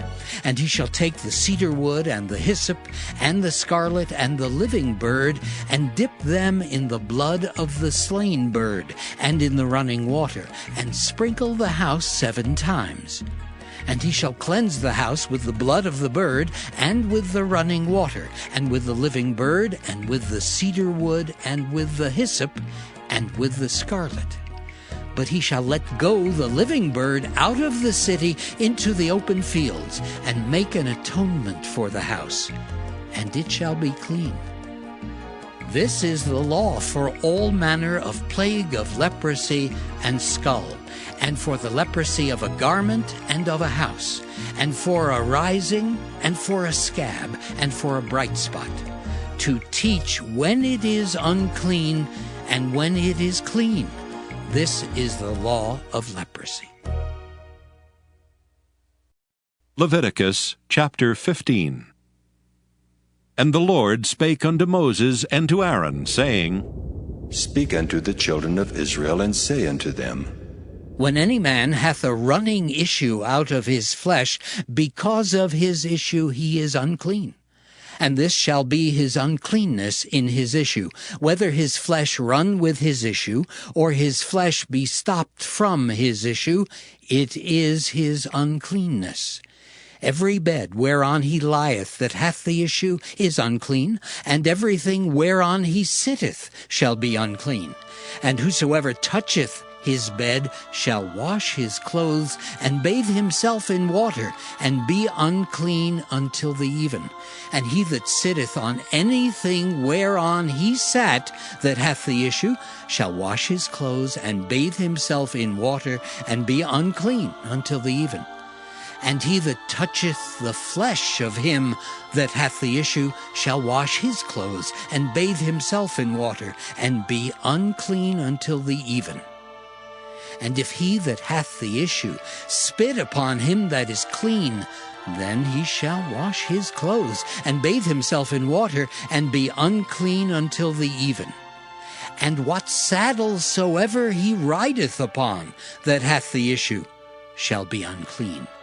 And whosoever toucheth anything that was under him shall be unclean until the even. And he that beareth any of those things shall wash his clothes, and bathe himself in water, and be unclean until the even. And whomsoever he toucheth that hath the issue, and hath not rinsed his hands in water, he shall wash his clothes, and bathe himself in water, and be unclean until the even. And the vessel of earth that he toucheth, which hath the issue, shall be broken, and every vessel of wood shall be rinsed in water. And when he that hath an issue is cleansed of his issue, then he shall number to himself 7 days for his cleansing, and wash his clothes, and bathe his flesh in running water, and shall be clean. And on the 8th day he shall take to him 2 turtle doves, or 2 young pigeons, and come before the Lord unto the door of the tabernacle of the congregation, and give them unto the priest. And the priest shall offer them, the one for a sin offering, and the other for a burnt offering. And the priest shall make an atonement for him before the Lord for his issue. And if any man's seed of copulation go out from him, then he shall wash all his flesh in water, and be unclean until the even. And every garment and every skin whereon is the seed of copulation shall be washed with water, and be unclean until the even. The woman also with whom man shall lie with seed of copulation, they shall both bathe themselves in water, and be unclean until the even. And if a woman have an issue, and her issue in her flesh be blood, she shall be put apart 7 days, and whosoever toucheth her shall be unclean until the even. And everything that she lieth upon in her separation shall be unclean. Everything also that she sitteth upon shall be unclean. And whosoever toucheth her bed shall wash his clothes, and bathe himself in water, and be unclean until the even. And whosoever toucheth anything that she sat upon shall wash his clothes, and bathe himself in water, and be unclean until the even. And if it be on her bed, or on anything whereon she sitteth, when he toucheth it, he shall be unclean until the even. And if any man lie with her at all, and her flowers be upon him, he shall be unclean 7 days, and all the bed whereon he lieth shall be unclean. And if a woman have an issue of her blood many days out of the time of her separation, or if it run beyond the time of her separation, all the days of the issue of her uncleanness shall be as the days of her separation. She shall be unclean. Every bed whereon she lieth all the days of her issue shall be unto her as the bed of her separation, and whatsoever she sitteth upon shall be unclean, as the uncleanness of her separation. And whosoever toucheth those things shall be unclean, and shall wash his clothes, and bathe himself in water, and be unclean until the even. But if she be cleansed of her issue, then she shall number to herself 7 days, and after that she shall be clean. And on the 8th day she shall take unto her 2 turtles, or 2 young pigeons, and bring them unto the priest, to the door of the tabernacle of the congregation. And the priest shall offer the one for a sin offering, and the other for a burnt offering. And the priest shall make an atonement for her before the Lord, for the issue of her uncleanness. Thus shall ye separate the children of Israel from their uncleanness, that they die not in their uncleanness when they defile my tabernacle that is among them. This is the law of him that hath an issue, and of him whose seed goeth from him, and is defiled therewith, and of her that is sick of her flowers, and of him that hath an issue, of the man and of the woman, and of him that lieth with her that is unclean. Leviticus chapter 16. And the Lord spake unto Moses after the death of the 2 sons of Aaron, when they offered before the Lord, and died. And the Lord said unto Moses, Speak unto Aaron thy brother, that he come not at all times into the holy place, within the veil before the mercy seat which is upon the ark, that he die not. For I will appear in the cloud upon the mercy seat. Thus shall Aaron come into the holy place with a young bullock for a sin offering, and a ram for a burnt offering. He shall put on the holy linen coat, and he shall have the linen breeches upon his flesh, and shall be girded with a linen girdle, and with the linen mitre shall he be attired. These are holy garments. Therefore shall he wash his flesh in water, and so put them on. And he shall take of the congregation of the children of Israel 2 kids of the goats for a sin offering, and 1 ram for a burnt offering. And Aaron shall offer his bullock of the sin offering, which is for himself, and make an atonement for himself and for his house. And he shall take the 2 goats, and present them before the Lord at the door of the tabernacle of the congregation. And Aaron shall cast lots upon the 2 goats, 1 lot for the Lord, and the other lot for the scapegoat. And Aaron shall bring the goat upon which the Lord's lot fell, and offer him for a sin offering. But the goat on which the lot fell to be the scapegoat shall be presented alive before the Lord, to make an atonement with him, and to let him go for a scapegoat into the wilderness. And Aaron shall bring the bullock of the sin offering, which is for himself, and shall make an atonement for himself and for his house, and shall kill the bullock of the sin offering, which is for himself. And he shall take a censer full of burning coals of fire from off the altar before the Lord, and his hands full of sweet incense beaten small, and bring it within the veil. And he shall put the incense upon the fire before the Lord, that the cloud of the incense may cover the mercy seat that is upon the testimony, that he die not. And he shall take of the blood of the bullock, and sprinkle it with his finger upon the mercy seat eastward. And before the mercy seat shall he sprinkle of the blood with his finger 7 times. Then shall he kill the goat of the sin offering that is for the people, and bring his blood within the veil, and do with that blood as he did with the blood of the bullock, and sprinkle it upon the mercy seat, and before the mercy seat.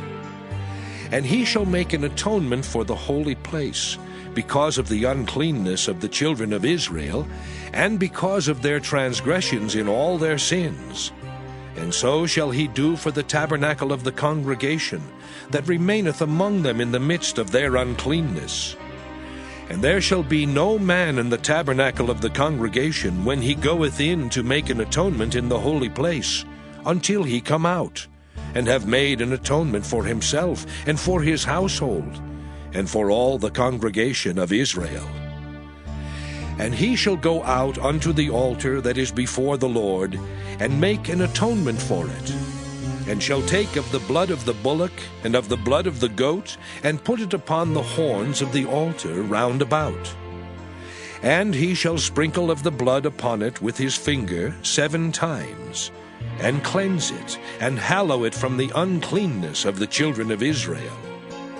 And when he hath made an end of reconciling the holy place, and the tabernacle of the congregation, and the altar, he shall bring the live goat. And Aaron shall lay both his hands upon the head of the live goat, and confess over him all the iniquities of the children of Israel, and all their transgressions in all their sins, putting them upon the head of the goat, and shall send him away by the hand of a fit man into the wilderness. And the goat shall bear upon him all their iniquities unto a land not inhabited, and he shall let go the goat in the wilderness. And Aaron shall come into the tabernacle of the congregation, and shall put off the linen garments which he put on when he went into the holy place, and shall leave them there.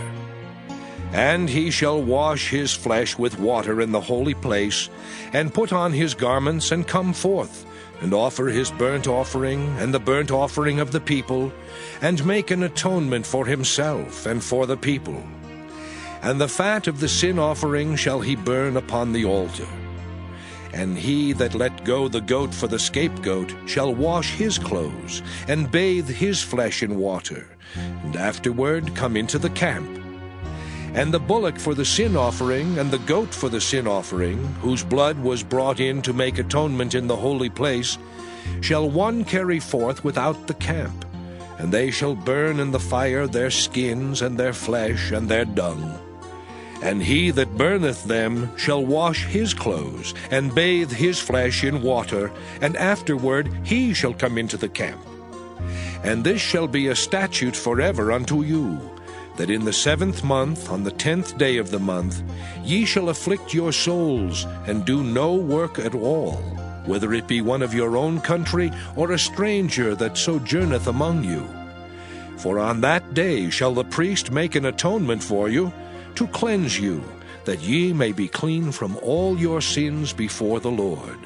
It shall be a Sabbath of rest unto you, and ye shall afflict your souls by a statute forever. And the priest whom he shall anoint, and whom he shall consecrate to minister in the priest's office in his father's stead, shall make the atonement, and shall put on the linen clothes, even the holy garments.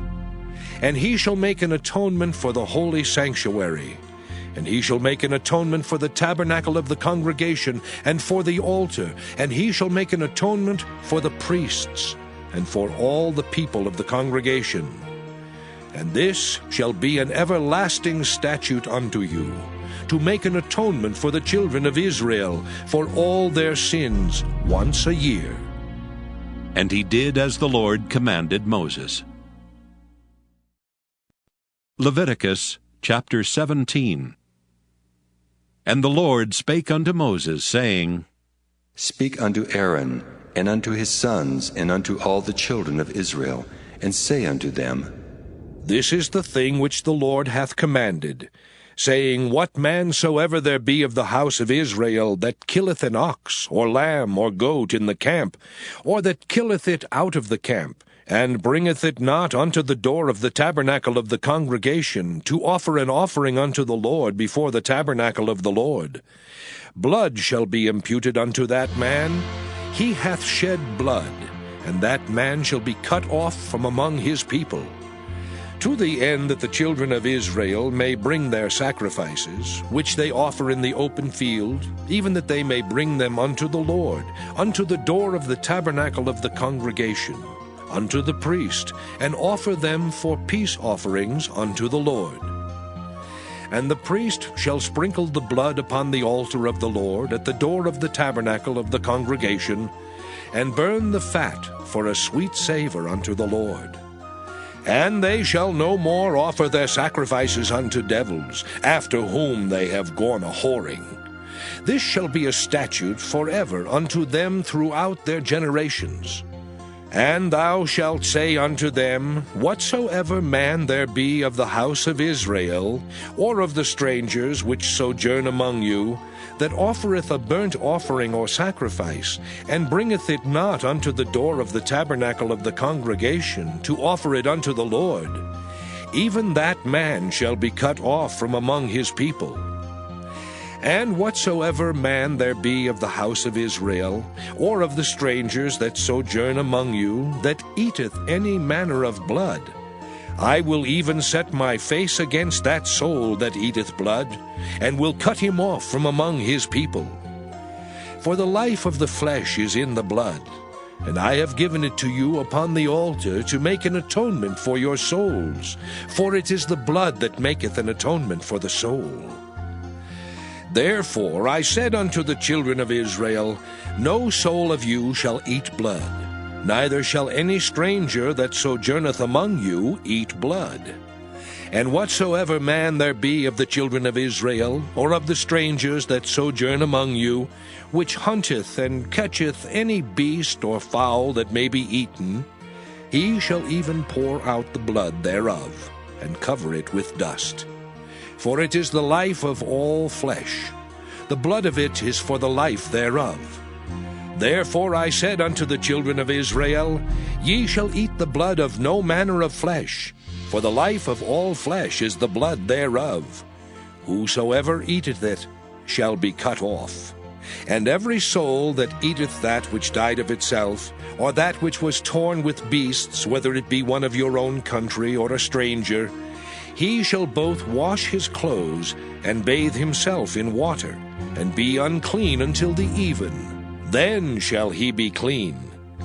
But if he wash them not, nor bathe his flesh, then he shall bear his iniquity. Leviticus chapter 18. And the Lord spake unto Moses, saying, Speak unto the children of Israel, and say unto them, I am the Lord your God. After the doings of the land of Egypt wherein ye dwelt, shall ye not do. And after the doings of the land of Canaan, whither I bring you, shall ye not do.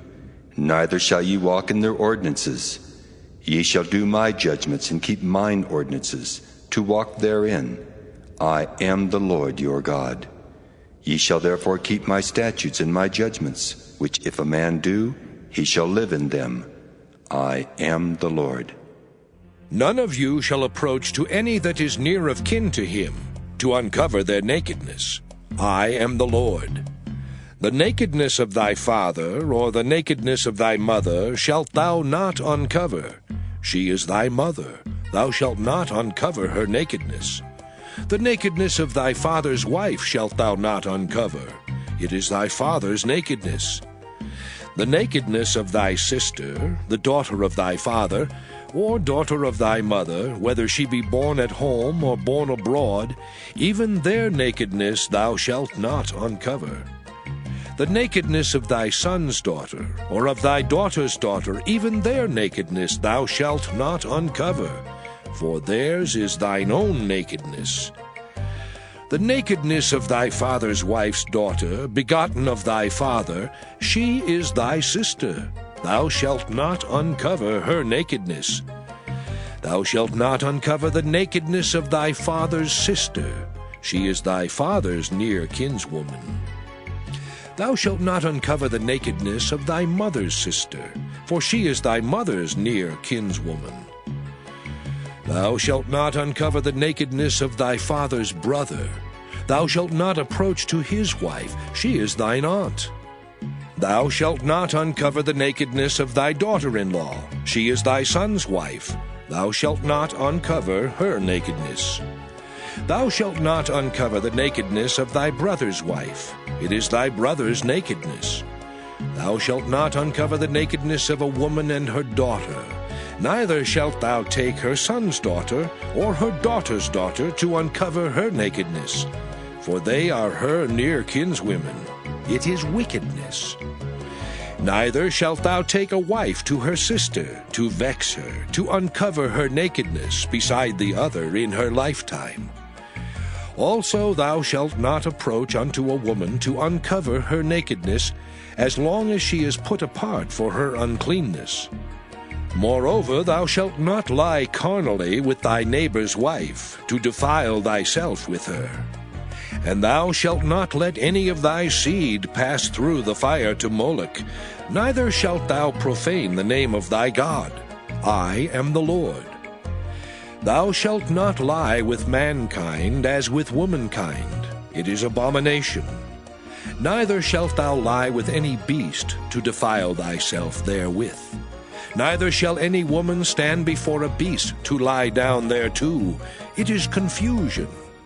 Defile not ye yourselves in any of these things. For in all these the nations are defiled, which I cast out before you.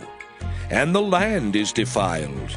Therefore I do visit the iniquity thereof upon it, and the land itself vomiteth out her inhabitants.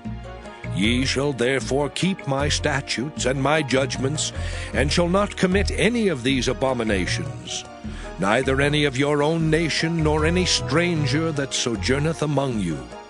For all these abominations have the men of the land done which were before you, and the land is defiled.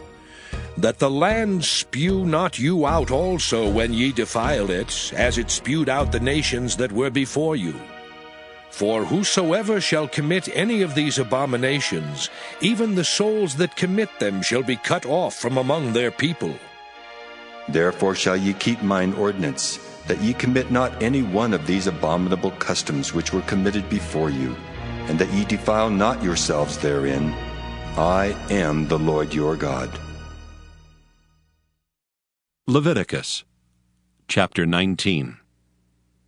And the Lord spake unto Moses, saying, Speak unto all the congregation of the children of Israel, and say unto them, Ye shall be holy, for I, the Lord your God, am holy. Ye shall fear every man his mother and his father, and keep my Sabbaths. I am the Lord your God. Turn ye not unto idols, nor make to yourselves molten gods. I am the Lord your God. And if ye offer a sacrifice of peace offerings unto the Lord, ye shall offer it at your own will. It shall be eaten the same day ye offer it, and on the morrow. And if aught remain until the third day, it shall be burnt in the fire. And if it be eaten at all on the third day, it is abominable. It shall not be accepted. Therefore every one that eateth it shall bear his iniquity, because he hath profaned the hallowed thing of the Lord, and that soul shall be cut off from among his people. And when ye reap the harvest of your land, thou shalt not wholly reap the corners of thy field, neither shalt thou gather the gleanings of thy harvest. And thou shalt not glean thy vineyard, neither shalt thou gather every grape of thy vineyard. Thou shalt leave them for the poor and stranger. I am the Lord your God. Ye shall not steal, neither deal falsely, neither lie one to another. And ye shall not swear by my name falsely, neither shalt thou profane the name of thy God. I am the Lord. Thou shalt not defraud thy neighbor, neither rob him. The wages of him that is hired shall not abide with thee all night until the morning. Thou shalt not curse the deaf, nor put a stumbling block before the blind, but shalt fear thy God. I am the Lord. Ye shall do no unrighteousness in judgment. Thou shalt not respect the person of the poor, nor honor the person of the mighty, but in righteousness shalt thou judge thy neighbor. Thou shalt not go up and down as a talebearer among thy people, neither shalt thou stand against the blood of thy neighbor. I am the Lord. Thou shalt not hate thy brother in thine heart. Thou shalt in any wise rebuke thy neighbor, and not suffer sin upon him. Thou shalt not avenge nor bear any grudge against the children of thy people, but thou shalt love thy neighbor as thyself. I am the Lord. Ye shall keep my statutes. Thou shalt not let thy cattle gender with a diverse kind. Thou shalt not sow thy field with mingled seed. Neither shall a garment mingled of linen and woolen come upon thee.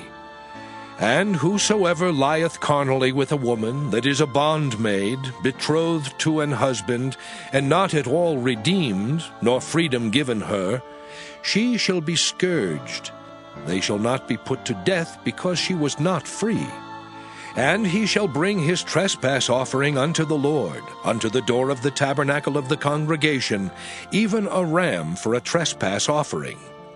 And the priest shall make an atonement for him with the ram of the trespass offering before the Lord, for his sin which he hath done. And the sin which he hath done shall be forgiven him. And when ye shall come into the land, and shall have planted all manner of trees for food, then ye shall count the fruit thereof as uncircumcised. 3 years shall it be as uncircumcised unto you, it shall not be eaten of. But in the 4th year all the fruit thereof shall be holy, to praise the Lord withal. And in the 5th year shall ye eat of the fruit thereof, that it may yield unto you the increase thereof. I am the Lord your God. Ye shall not eat anything with the blood, neither shall ye use enchantment, nor observe times. Ye shall not round the corners of your heads, neither shalt thou mar the corners of thy beard. Ye shall not make any cuttings in your flesh for the dead, nor print any marks upon you. I am the Lord. Do not prostitute thy daughter, to cause her to be a whore, lest the land fall to whoredom, and the land become full of wickedness. Ye shall keep my Sabbaths, and reverence my sanctuary. I am the Lord. Regard not them that have familiar spirits, neither seek after wizards, to be defiled by them. I am the Lord your God. Thou shalt rise up before the hoary head, and honor the face of the old man, and fear thy God. I am the Lord. And if a stranger sojourn with thee in your land, ye shall not vex him. But the stranger that dwelleth with you shall be unto you as one born among you, and thou shalt love him as thyself. For ye were strangers in the land of Egypt. I am the Lord your God. Ye shall do no unrighteousness in judgment, in meteyard, in weight, or in measure. Just balances, just weights, a just ephah, and a just hin shall ye have. I am the Lord your God, which brought you out of the land of Egypt. Therefore shall ye observe all my statutes and all my judgments, and do them. I am the Lord. Leviticus chapter 20. And the Lord spake unto Moses, saying, Again thou shalt say to the children of Israel, Whosoever he be of the children of Israel, or of the strangers that sojourn in Israel, that giveth any of his seed unto Moloch, he shall surely be put to death. The people of the land shall stone him with stones. And I will set my face against that man, and will cut him off from among his people, because he hath given of his seed unto Moloch, to defile my sanctuary, and to profane my holy name. And if the people of the land do any ways hide their eyes from the man, when he giveth of his seed unto Moloch, and kill him not, then I will set my face against that man, and against his family, and will cut him off, and all that go a-whoring after him, to commit whoredom with Moloch, from among their people. And the soul that turneth after such as have familiar spirits, and after wizards, to go a-whoring after them, I will even set my face against that soul, and will cut him off from among his people. Sanctify yourselves therefore, and be ye holy, for I am the Lord your God. And ye shall keep my statutes and do them. I am the Lord which sanctify you. For every one that curseth his father or his mother shall be surely put to death. He hath cursed his father or his mother, his blood shall be upon him. And the man that committeth adultery with another man's wife, even he that committeth adultery with his neighbor's wife, the adulterer and the adulteress shall surely be put to death. And the man that lieth with his father's wife hath uncovered his father's nakedness. Both of them shall surely be put to death. Their blood shall be upon them. And if a man lie with his daughter-in-law, both of them shall surely be put to death. They have wrought confusion. Their blood shall be upon them. If a man also lie with mankind as he lieth with a woman, both of them have committed an abomination. They shall surely be put to death. Their blood shall be upon them. And if a man take a wife and her mother, it is wickedness. They shall be burnt with fire, both he and they, that there be no wickedness among you. And if a man lie with a beast, he shall surely be put to death, and ye shall slay the beast. And if a woman approach unto any beast, and lie down thereto, thou shalt kill the woman and the beast. They shall surely be put to death. Their blood shall be upon them. And if a man shall take his sister, his father's daughter, or his mother's daughter, and see her nakedness, and she see his nakedness, it is a wicked thing, and they shall be cut off in the sight of their people. He hath uncovered his sister's nakedness, he shall bear his iniquity. And if a man shall lie with a woman having her sickness, and shall uncover her nakedness, he hath discovered her fountain, and she hath uncovered the fountain of her blood, and both of them shall be cut off from among their people. And thou shalt not uncover the nakedness of thy mother's sister, nor of thy father's sister, for he uncovereth his near kin. They shall bear their iniquity. And if a man shall lie with his uncle's wife, he hath uncovered his uncle's nakedness. They shall bear their sin, they shall die childless. And if a man shall take his brother's wife, it is an unclean thing. He hath uncovered his brother's nakedness. They shall be childless. Ye shall therefore keep all my statutes and all my judgments, and do them, that the land whither I bring you to dwell therein spew you not out. And ye shall not walk in the manners of the nation which I cast out before you. For they committed all these things, and therefore I abhorred them. But I have said unto you, ye shall inherit their land, and I will give it unto you to possess it, a land that floweth with milk and honey. I am the Lord your God, which have separated you from other people. Ye shall therefore put difference between clean beasts and unclean, and between unclean fowls and clean. And ye shall not make your souls abominable by beast, or by fowl, or by any manner of living thing that creepeth on the ground, which I have separated from you as unclean.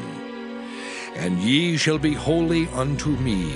For I the Lord am holy, and have severed you from other people, that ye should be mine. A man also, or woman that hath a familiar spirit, or that is a wizard, shall surely be put to death. They shall stone them with stones. Their blood shall be upon them. Leviticus chapter 21. And the Lord said unto Moses, Speak unto the priests the sons of Aaron, and say unto them, There shall none be defiled for the dead among his people. But for his kin that is near unto him, that is, for his mother, and for his father, and for his son, and for his daughter, and for his brother, and for his sister a virgin that is nigh unto him, which hath had no husband, for her may he be defiled. But he shall not defile himself, being a chief man among his people, to profane himself. They shall not make baldness upon their head, neither shall they shave off the corner of their beard, nor make any cuttings in their flesh. They shall be holy unto their God, and not profane the name of their God. For the offerings of the Lord made by fire, and the bread of their God, they do offer. Therefore they shall be holy. They shall not take a wife that is a whore or profane, neither shall they take a woman put away from her husband, for he is holy unto his God. Thou shalt sanctify him therefore, for he offereth the bread of thy God. He shall be holy unto thee, for I the Lord which sanctify you am holy. And the daughter of any priest, if she profane herself by playing the whore, she profaneth her father. She shall be burnt with fire. And he that is the high priest among his brethren, upon whose head the anointing oil was poured, and that is consecrated to put on the garments, shall not uncover his head, nor rend his clothes. Neither shall he go into any dead body, nor defile himself for his father or for his mother. Neither shall he go out of the sanctuary, nor profane the sanctuary of his God. For the crown of the anointing oil of his God is upon him. I am the Lord. And he shall take a wife in her virginity. A widow, or a divorced woman, or profane, or an harlot, these shall he not take, but he shall take a virgin of his own people to wife. Neither shall he profane his seed among his people, for I the Lord do sanctify him. And the Lord spake unto Moses, saying, Speak unto Aaron, saying, Whosoever he be of thy seed in their generations that hath any blemish, let him not approach to offer the bread of his God. For whatsoever man he be that hath a blemish, he shall not approach, a blind man, or a lame, or he that hath a flat nose, or anything superfluous, or a man that is broken-footed, or broken-handed, or crook-backed, or a dwarf, or that hath a blemish in his eye, or be scurvy, or scabbed, or hath his stones broken. No man that hath a blemish of the seed of Aaron the priest shall come nigh to offer the offerings of the Lord made by fire. He hath a blemish, he shall not come nigh to offer the bread of his God. He shall eat the bread of his God, both of the most holy and of the holy. Only he shall not go in unto the veil, nor come nigh unto the altar, because he hath a blemish, that he profane not my sanctuaries. For I the Lord do sanctify them. And Moses told it unto Aaron, and to his sons, and unto all the children of Israel. Leviticus chapter 22. And the Lord spake unto Moses, saying, Speak unto Aaron and to his sons, that they separate themselves from the holy things of the children of Israel, and that they profane not my holy name in those things which they hallow unto me. I am the Lord. Say unto them, Whosoever he be of all your seed among your generations, that goeth unto the holy things, which the children of Israel hallow unto the Lord, having his uncleanness upon him, that soul shall be cut off from my presence. I am the Lord. What man soever of the seed of Aaron is a leper, or hath a running issue, he shall not eat of the holy things until he be clean. And whoso toucheth anything that is unclean by the dead, or a man whose seed goeth from him, or whosoever toucheth any creeping thing, whereby he may be made unclean, or a man of whom he may take uncleanness, whatsoever uncleanness he hath, the soul which hath touched any such shall be unclean until even, and shall not eat of the holy things, unless he wash his flesh with water. And when the sun is down, he shall be clean, and shall afterward eat of the holy things, because it is his food. That which dieth of itself, or is torn with beasts, he shall not eat to defile himself therewith. I am the Lord. They shall therefore keep mine ordinance, lest they bear sin for it, and die therefore if they profane it. I the Lord do sanctify them. There shall no stranger eat of the holy thing. A sojourner of the priest or an hired servant shall not eat of the holy thing. But if the priest buy any soul with his money, he shall eat of it, and he that is born in his house, they shall eat of his meat. If the priest's daughter also be married unto a stranger, she may not eat of an offering of the holy things. But if the priest's daughter be a widow, or divorced, and have no child, and is returned unto her father's house, as in her youth, she shall eat of her father's meat, but there shall no stranger eat thereof. And if a man eat of the holy thing unwittingly, then he shall put the 5th part thereof unto it, and shall give it unto the priest with the holy thing. And they shall not profane the holy things of the children of Israel, which they offer unto the Lord, or suffer them to bear the iniquity of trespass, when they eat their holy things. For I, the Lord, do sanctify them. And the Lord spake unto Moses, saying, Speak unto Aaron, and to his sons, and unto all the children of Israel, and say unto them, Whatsoever he be of the house of Israel, or of the strangers in Israel, that will offer his oblation for all his vows, and for all his freewill offerings, which they will offer unto the Lord for a burnt offering, ye shall offer at your own will a male without blemish, of the beeves, of the sheep, or of the goats. But whatsoever hath a blemish, that shall ye not offer, for it shall not be acceptable for you.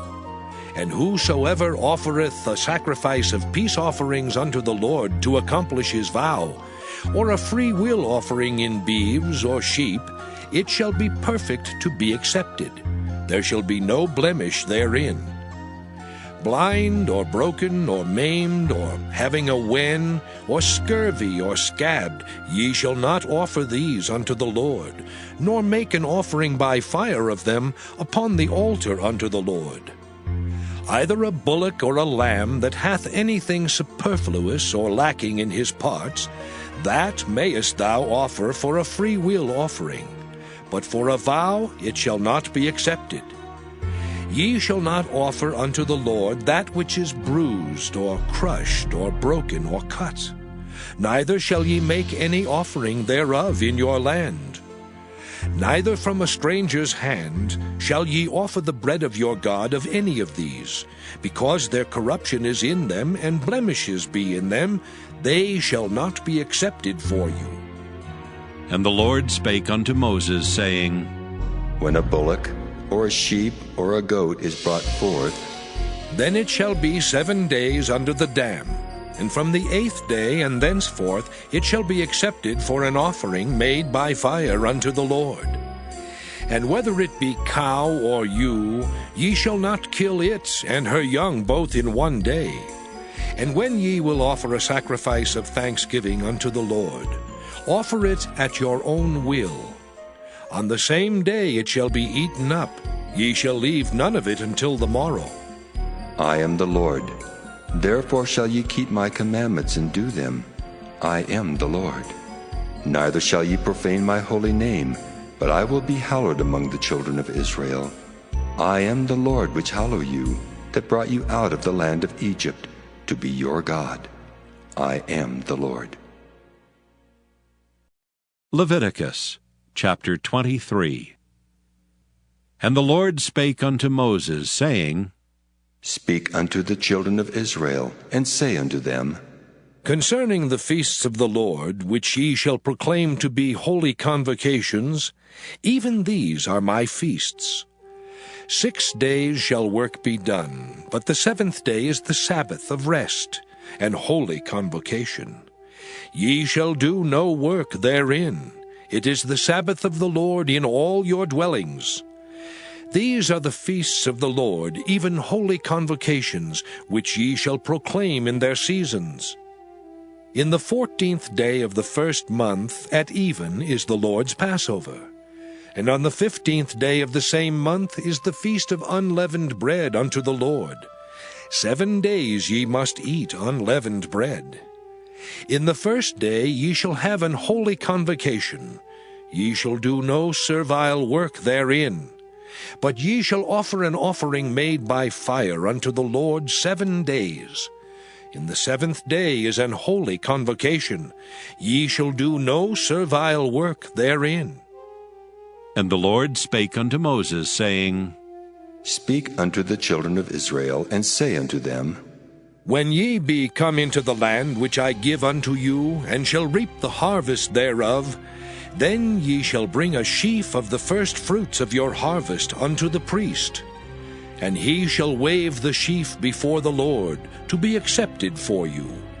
On the morrow after the Sabbath the priest shall wave it.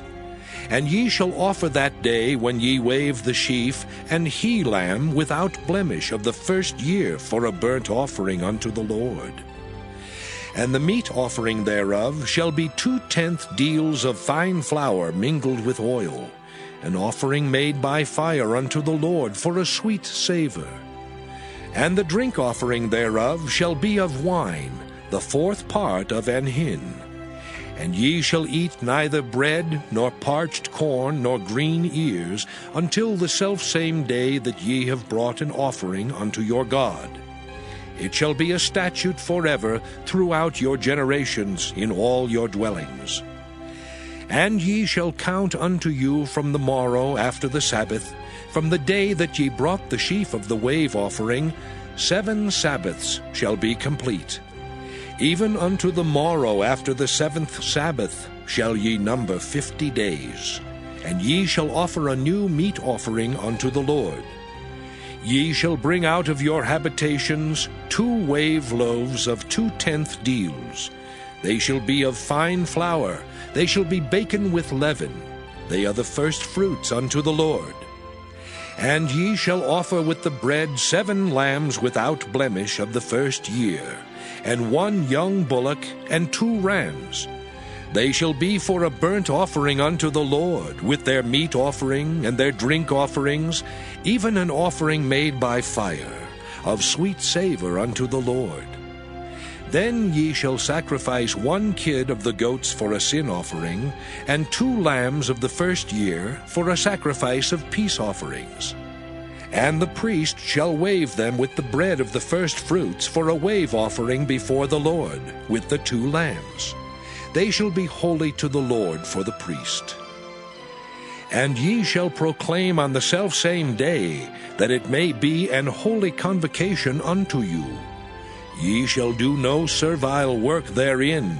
It shall be a statute forever in all your dwellings throughout your generations. And when ye reap the harvest of your land, thou shalt not make clean riddance of the corners of thy field when thou reapest. Neither shalt thou gather any gleaning of thy harvest. Thou shalt leave them unto the poor and to the stranger. I am the Lord your God. And the Lord spake unto Moses, saying, Speak unto the children of Israel, saying, In the 7th month, in the first day of the month, shall ye have a Sabbath, a memorial of blowing of trumpets, and holy convocation. Ye shall do no servile work therein, but ye shall offer an offering made by fire unto the Lord.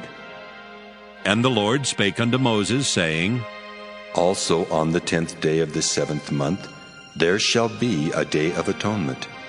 It shall be an holy convocation unto you, and ye shall afflict your souls, and offer an offering made by fire unto the Lord. And ye shall do no work in that same day, for it is a day of atonement, to make an atonement for you before the Lord your God. For whatsoever soul it be that shall not be afflicted in that same day, he shall be cut off from among his people. And whatsoever soul it be that doeth any work in that same day, the same soul will I destroy from among his people. Ye shall do no manner of work. It shall be a statute forever throughout your generations in all your dwellings. It shall be unto you a Sabbath of rest, and ye shall afflict your souls. In the 9th day of the month at even, from even unto even, shall ye celebrate your Sabbath. And the Lord spake unto Moses, saying, Speak unto the children of Israel, saying, The 15th day of this 7th month shall be the Feast of Tabernacles for 7 days unto the Lord. On the first day shall be an holy convocation. Ye shall do no servile work therein. 7 days ye shall offer an offering made by fire unto the Lord. On the 8th day shall be an holy convocation unto you. And ye shall offer an offering made by fire unto the Lord. It is a solemn assembly, and ye shall do no servile work therein. These are the feasts of the Lord, which ye shall proclaim to be holy convocations, to offer an offering made by fire unto the Lord, a burnt offering and a meat offering, a sacrifice and drink offerings, everything upon his day. Beside the Sabbaths of the Lord, and beside your gifts, and beside all your vows, and beside all your free will offerings, which ye give unto the Lord. Also in the 15th day of the 7th month, when ye have gathered in the fruit of the land, ye shall keep a feast unto the Lord 7 days. On the 1st day shall be a Sabbath, and on the 8th day shall be a Sabbath. And ye shall take you on the 1st day the boughs of goodly trees, branches of palm trees, and the boughs of thick trees, and willows of the brook, and ye shall rejoice before the Lord your God 7 days. And ye shall keep it a feast unto the Lord 7 days in the year. It shall be a statute forever in your generations. Ye shall celebrate it in the 7th month. Ye shall dwell in booths 7 days. All that are Israelites born shall dwell in booths. That your generations may know that I made the children of Israel to dwell in booths, when I brought them out of the land of Egypt. I am the Lord your God. And Moses declared unto the children of Israel the feasts of the Lord. Leviticus chapter 24. And the Lord spake unto Moses, saying, Command the children of Israel that they bring unto thee pure oil olive beaten for the light, to cause the lamps to burn continually. Without the veil of the testimony, in the tabernacle of the congregation, shall Aaron order it from the evening unto the morning before the Lord continually. It shall be a statute forever in your generations. He shall order the lamps upon the pure candlestick before the Lord continually. And thou shalt take fine flour, and bake 12 cakes thereof. 2/10 deals shall be in 1 cake. And thou shalt set them in 2 rows, 6 on a row upon the pure table before the Lord. And thou shalt put pure frankincense upon each row, that it may be on the bread for a memorial, even an offering made by fire unto the Lord. Every Sabbath he shall set it in order before the Lord continually, being taken from the children of Israel by an everlasting covenant. And it shall be Aaron's and his sons, and they shall eat it in the holy place. For it is most holy unto him of the offerings of the Lord, made by fire by a perpetual statute. And the son of an Israelitish woman, whose father was an Egyptian, went out among the children of Israel. And this son of the Israelitish woman and a man of Israel strove together in the camp. And the Israelitish woman's son blasphemed the name of the Lord, and cursed. And they brought him unto Moses, and his mother's name was Shelomith, the daughter of Dibri, of the tribe of Dan. And they put him in ward, that the mind of the Lord might be showed them. And the Lord spake unto Moses, saying, Bring forth him that hath cursed without the camp, and let all that heard him lay their hands upon his head, and let all the congregation stone him. And thou shalt speak unto the children of Israel, saying, Whosoever curseth his God shall bear his sin. And he that blasphemeth the name of the Lord, he shall surely be put to death, and all the congregation shall certainly stone him. As well the stranger as he that is born in the land, when he blasphemeth the name of the Lord, shall be put to death. And he that killeth any man shall surely be put to death. And he that killeth the beast shall make it good, beast for beast. And if a man cause a blemish in his neighbor, as he hath done, so shall it be done to him. Breach for breach, eye for eye, tooth for tooth. As he hath caused a blemish in a man, so shall it be done to him again. And he that killeth the beast, he shall restore it, and he that killeth a man, he shall be put to death. Ye shall have one manner of law, as well for the stranger, as for one of your own country. For I am the Lord your God. And Moses spake to the children of Israel, that they should bring forth him that had cursed out of the camp, and stone him with stones. And the children of Israel did as the Lord commanded Moses. Leviticus chapter 25. And the Lord spake unto Moses in Mount Sinai, saying, Speak unto the children of Israel, and say unto them, When ye come into the land which I give you, then shall the land keep a Sabbath unto the Lord. 6 years thou shalt sow thy field, and 6 years thou shalt prune thy vineyard, and gather in the fruit thereof. But in the 7th year shall be a Sabbath of rest unto the land, a Sabbath for the Lord. Thou shalt neither sow thy field, nor prune thy vineyard.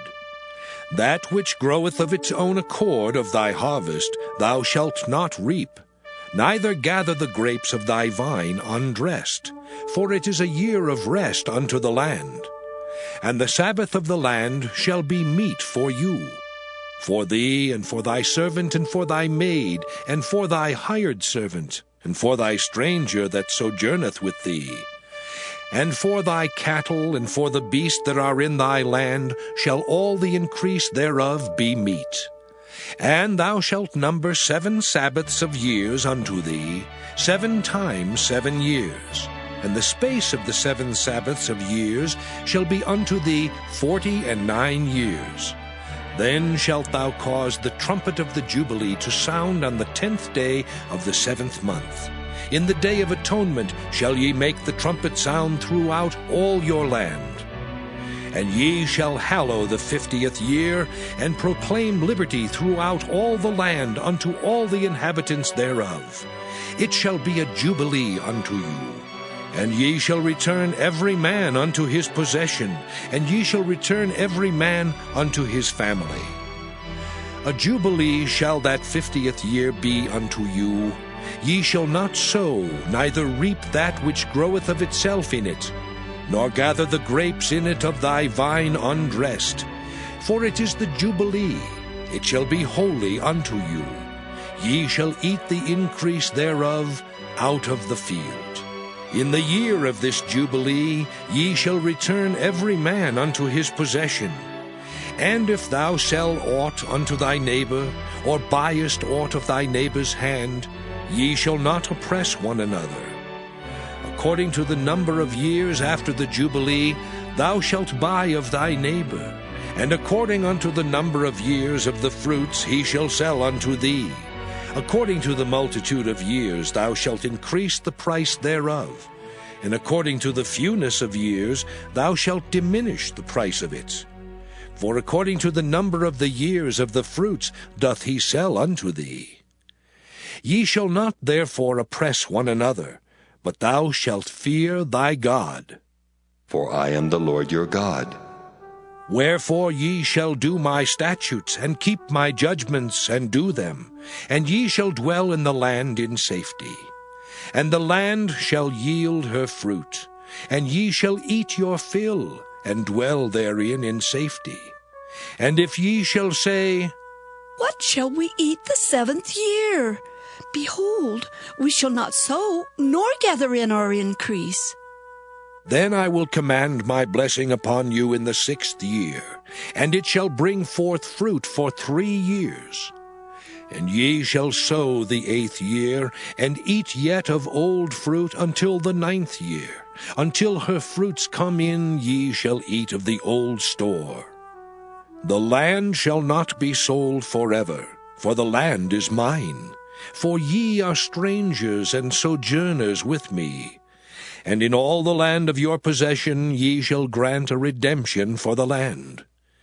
If thy brother be waxen poor, and hath sold away some of his possession, and if any of his kin come to redeem it, then shall he redeem that which his brother sold.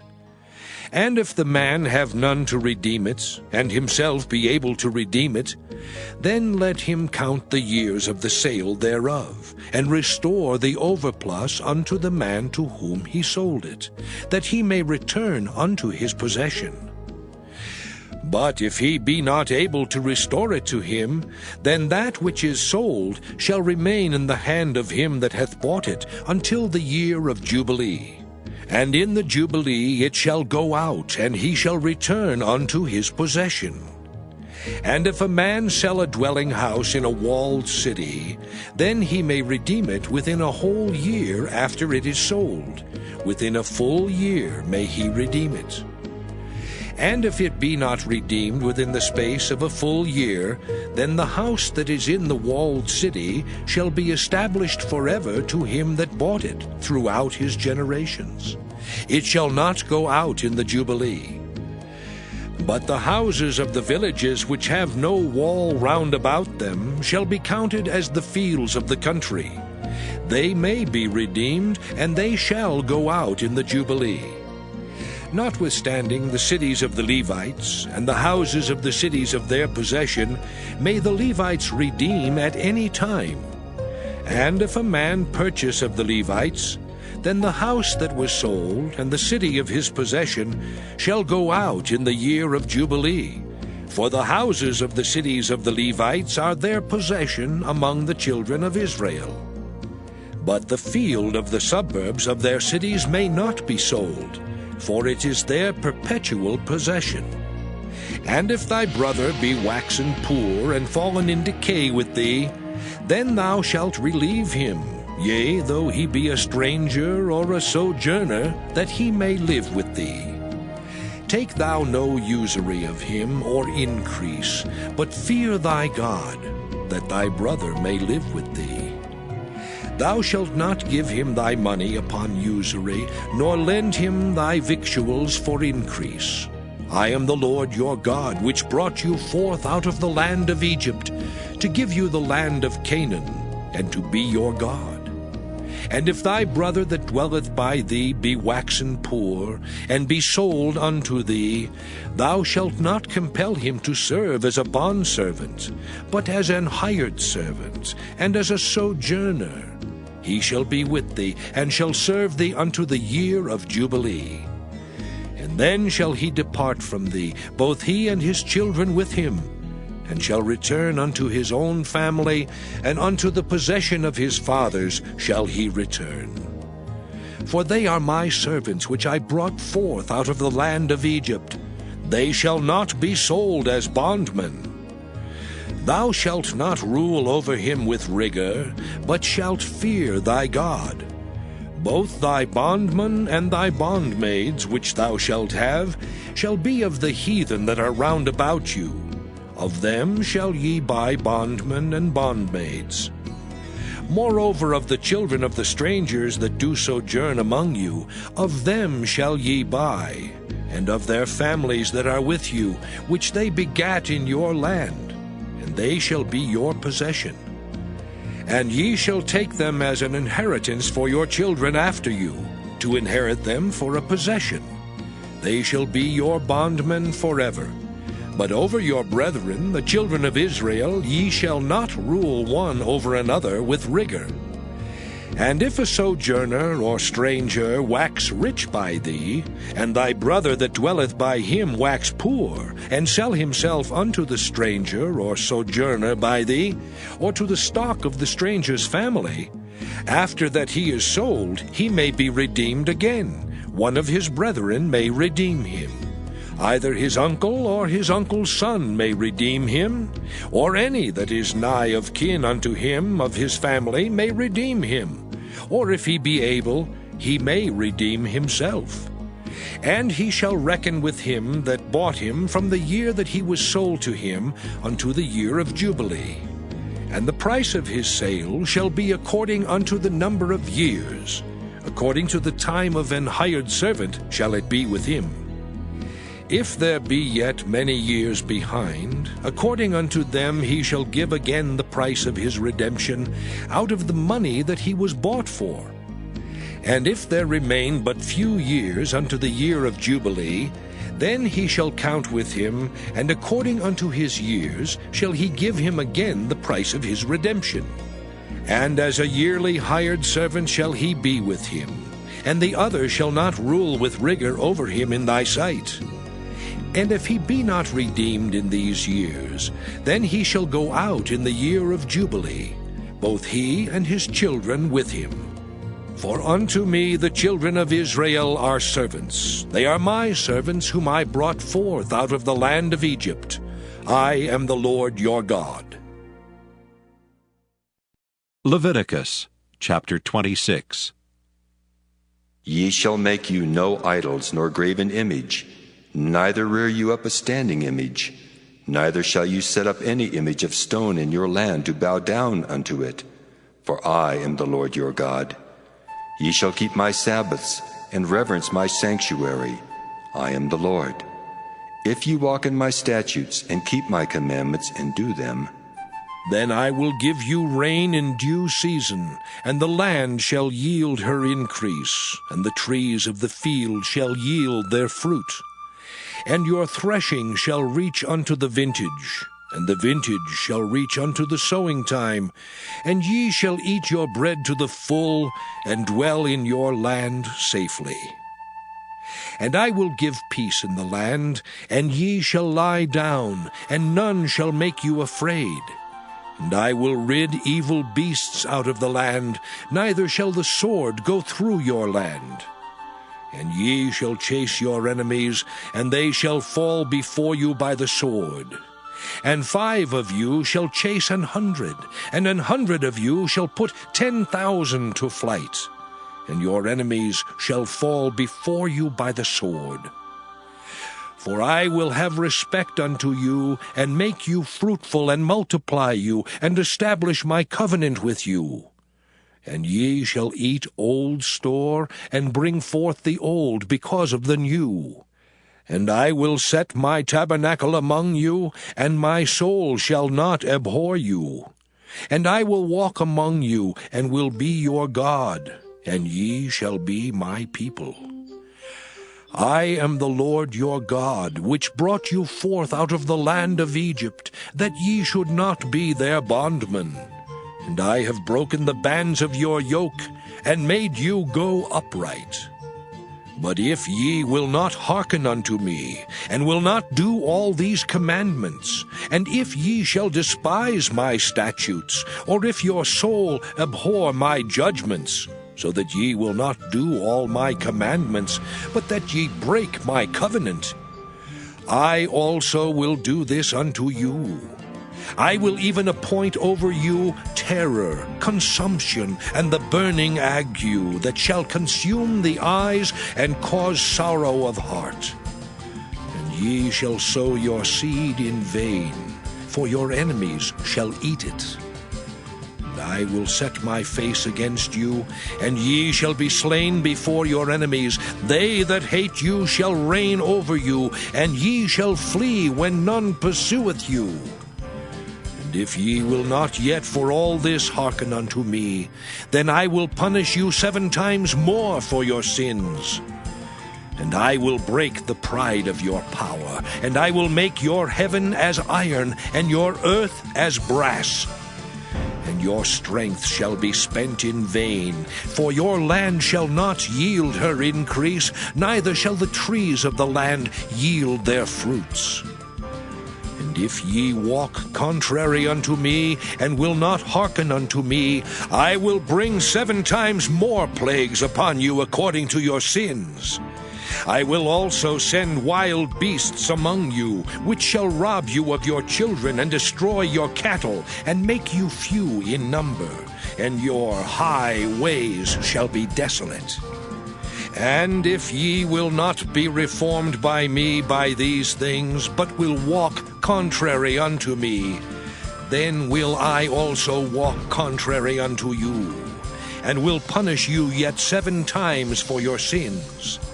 And I will bring a sword upon you, that shall avenge the quarrel of my covenant, And when ye are gathered together within your cities, I will send the pestilence among you, and ye shall be delivered into the hand of the enemy.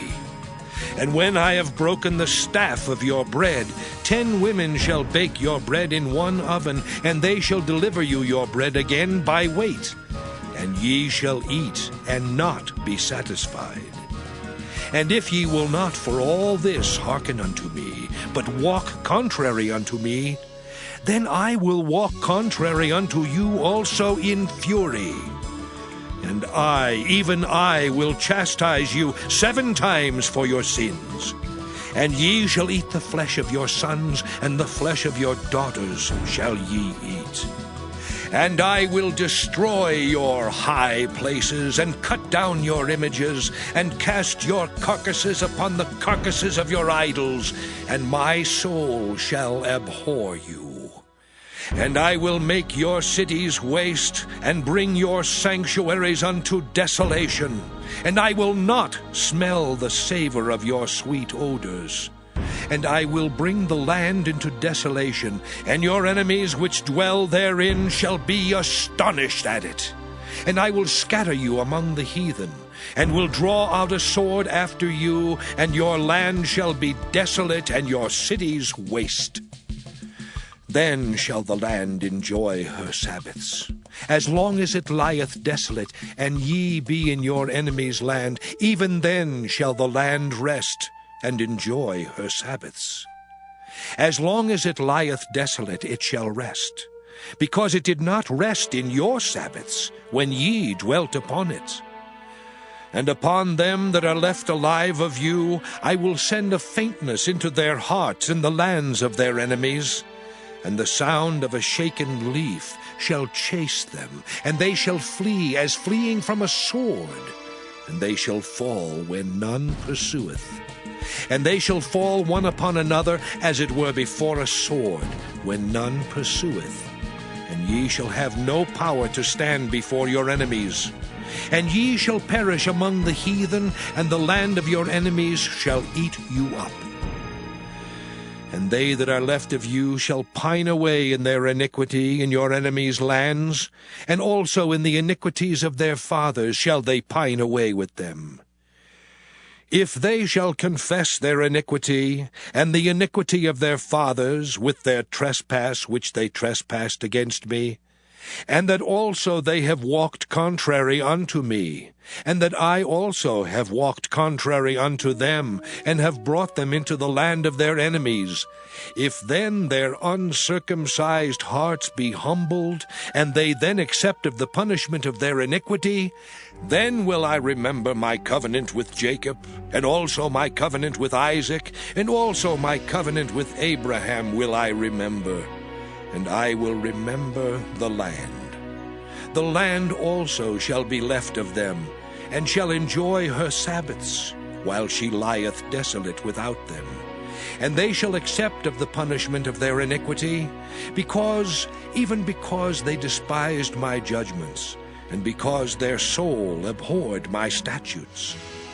And yet for all that, when they be in the land of their enemies, I will not cast them away, neither will I abhor them, to destroy them utterly, and to break my covenant with them. For I am the Lord their God.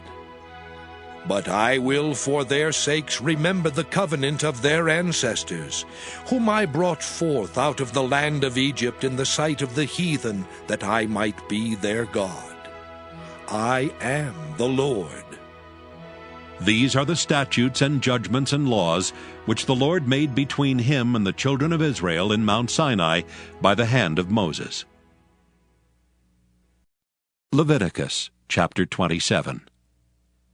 And the Lord spake unto Moses, saying, Speak unto the children of Israel, and say unto them, When a man shall make a singular vow, the persons shall be for the Lord by thy estimation. And thy estimation shall be of the male from 20 years old, even unto 60 years old. Even thy estimation shall be 50 shekels of silver, after the shekel of the sanctuary. And if it be a female, then thy estimation shall be 30 shekels. And if it be from 5 years old even unto 20 years old, then thy estimation shall be of the male 20 shekels, and for the female 10 shekels. And if it be from a month old even unto 5 years old, then thy estimation shall be of the male 5 shekels of silver, and for the female thy estimation shall be 3 shekels of silver.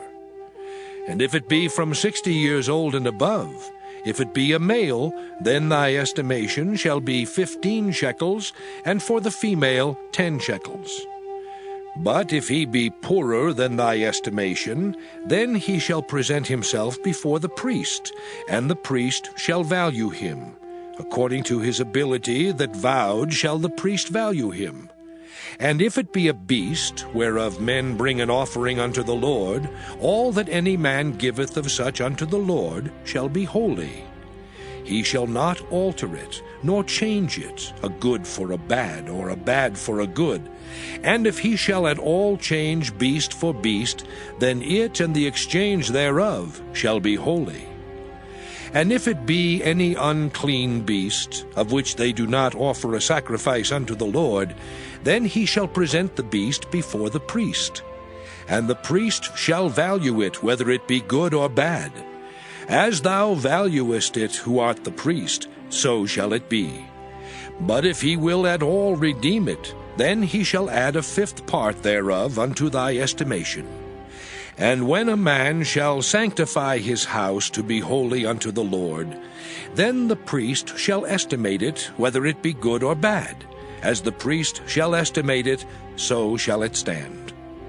And if he that sanctified it will redeem his house, then he shall add the 5th part of the money of thy estimation unto it, and it shall be his.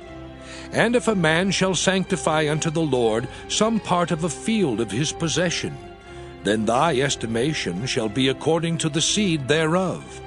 An homer of barley seed shall be valued at 50 shekels of silver. If he sanctify his field from the year of Jubilee, according to thy estimation, it shall stand. But if he sanctify his field after the Jubilee, then the priest shall reckon unto him the money according to the years that remain, even unto the year of the Jubilee, and it shall be abated from thy estimation. And if he that sanctified the field will in any wise redeem it, then he shall add the 5th part of the money of thy estimation unto it, and it shall be assured to him. And if he will not redeem the field, or if he have sold the field to another man, it shall not be redeemed any more. But the field, when it goeth out in the Jubilee, shall be holy unto the Lord, as a field devoted. The possession thereof shall be the priest's. And if a man sanctify unto the Lord a field which he hath bought, which is not of the fields of his possession, then the priest shall reckon unto him the worth of thy estimation, even unto the year of the Jubilee. And he shall give thine estimation in that day as a holy thing unto the Lord. In the year of the Jubilee the field shall return unto him of whom it was bought, even to him to whom the possession of the land did belong. And all thy estimations shall be according to the shekel of the sanctuary. 20 gerahs shall be the shekel. Only the firstling of the beasts, which should be the Lord's firstling, no man shall sanctify it, whether it be ox or sheep, it is the Lord's. And if it be of an unclean beast, then he shall redeem it according to thine estimation, and shall add a 5th part of it thereto. Or if it be not redeemed, then it shall be sold according to thy estimation. Notwithstanding, no devoted thing that a man shall devote unto the Lord of all that he hath, both of man and beast, and of the field of his possession, shall be sold or redeemed. Every devoted thing is most holy unto the Lord. None devoted, which shall be devoted of men, shall be redeemed, but shall surely be put to death. And all the tithe of the land, whether of the seed of the land or of the fruit of the tree, is the Lord's. It is holy unto the Lord. And if a man will at all redeem aught of his tithes, he shall add thereto the 5th part thereof. And concerning the tithe of the herd or of the flock, even of whatsoever passeth under the rod, the 10th shall be holy unto the Lord. He shall not search whether it be good or bad, neither shall he change it. And if he change it at all, then both it and the change thereof shall be holy. It shall not be redeemed. These are the commandments which the Lord commanded Moses for the children of Israel in Mount Sinai.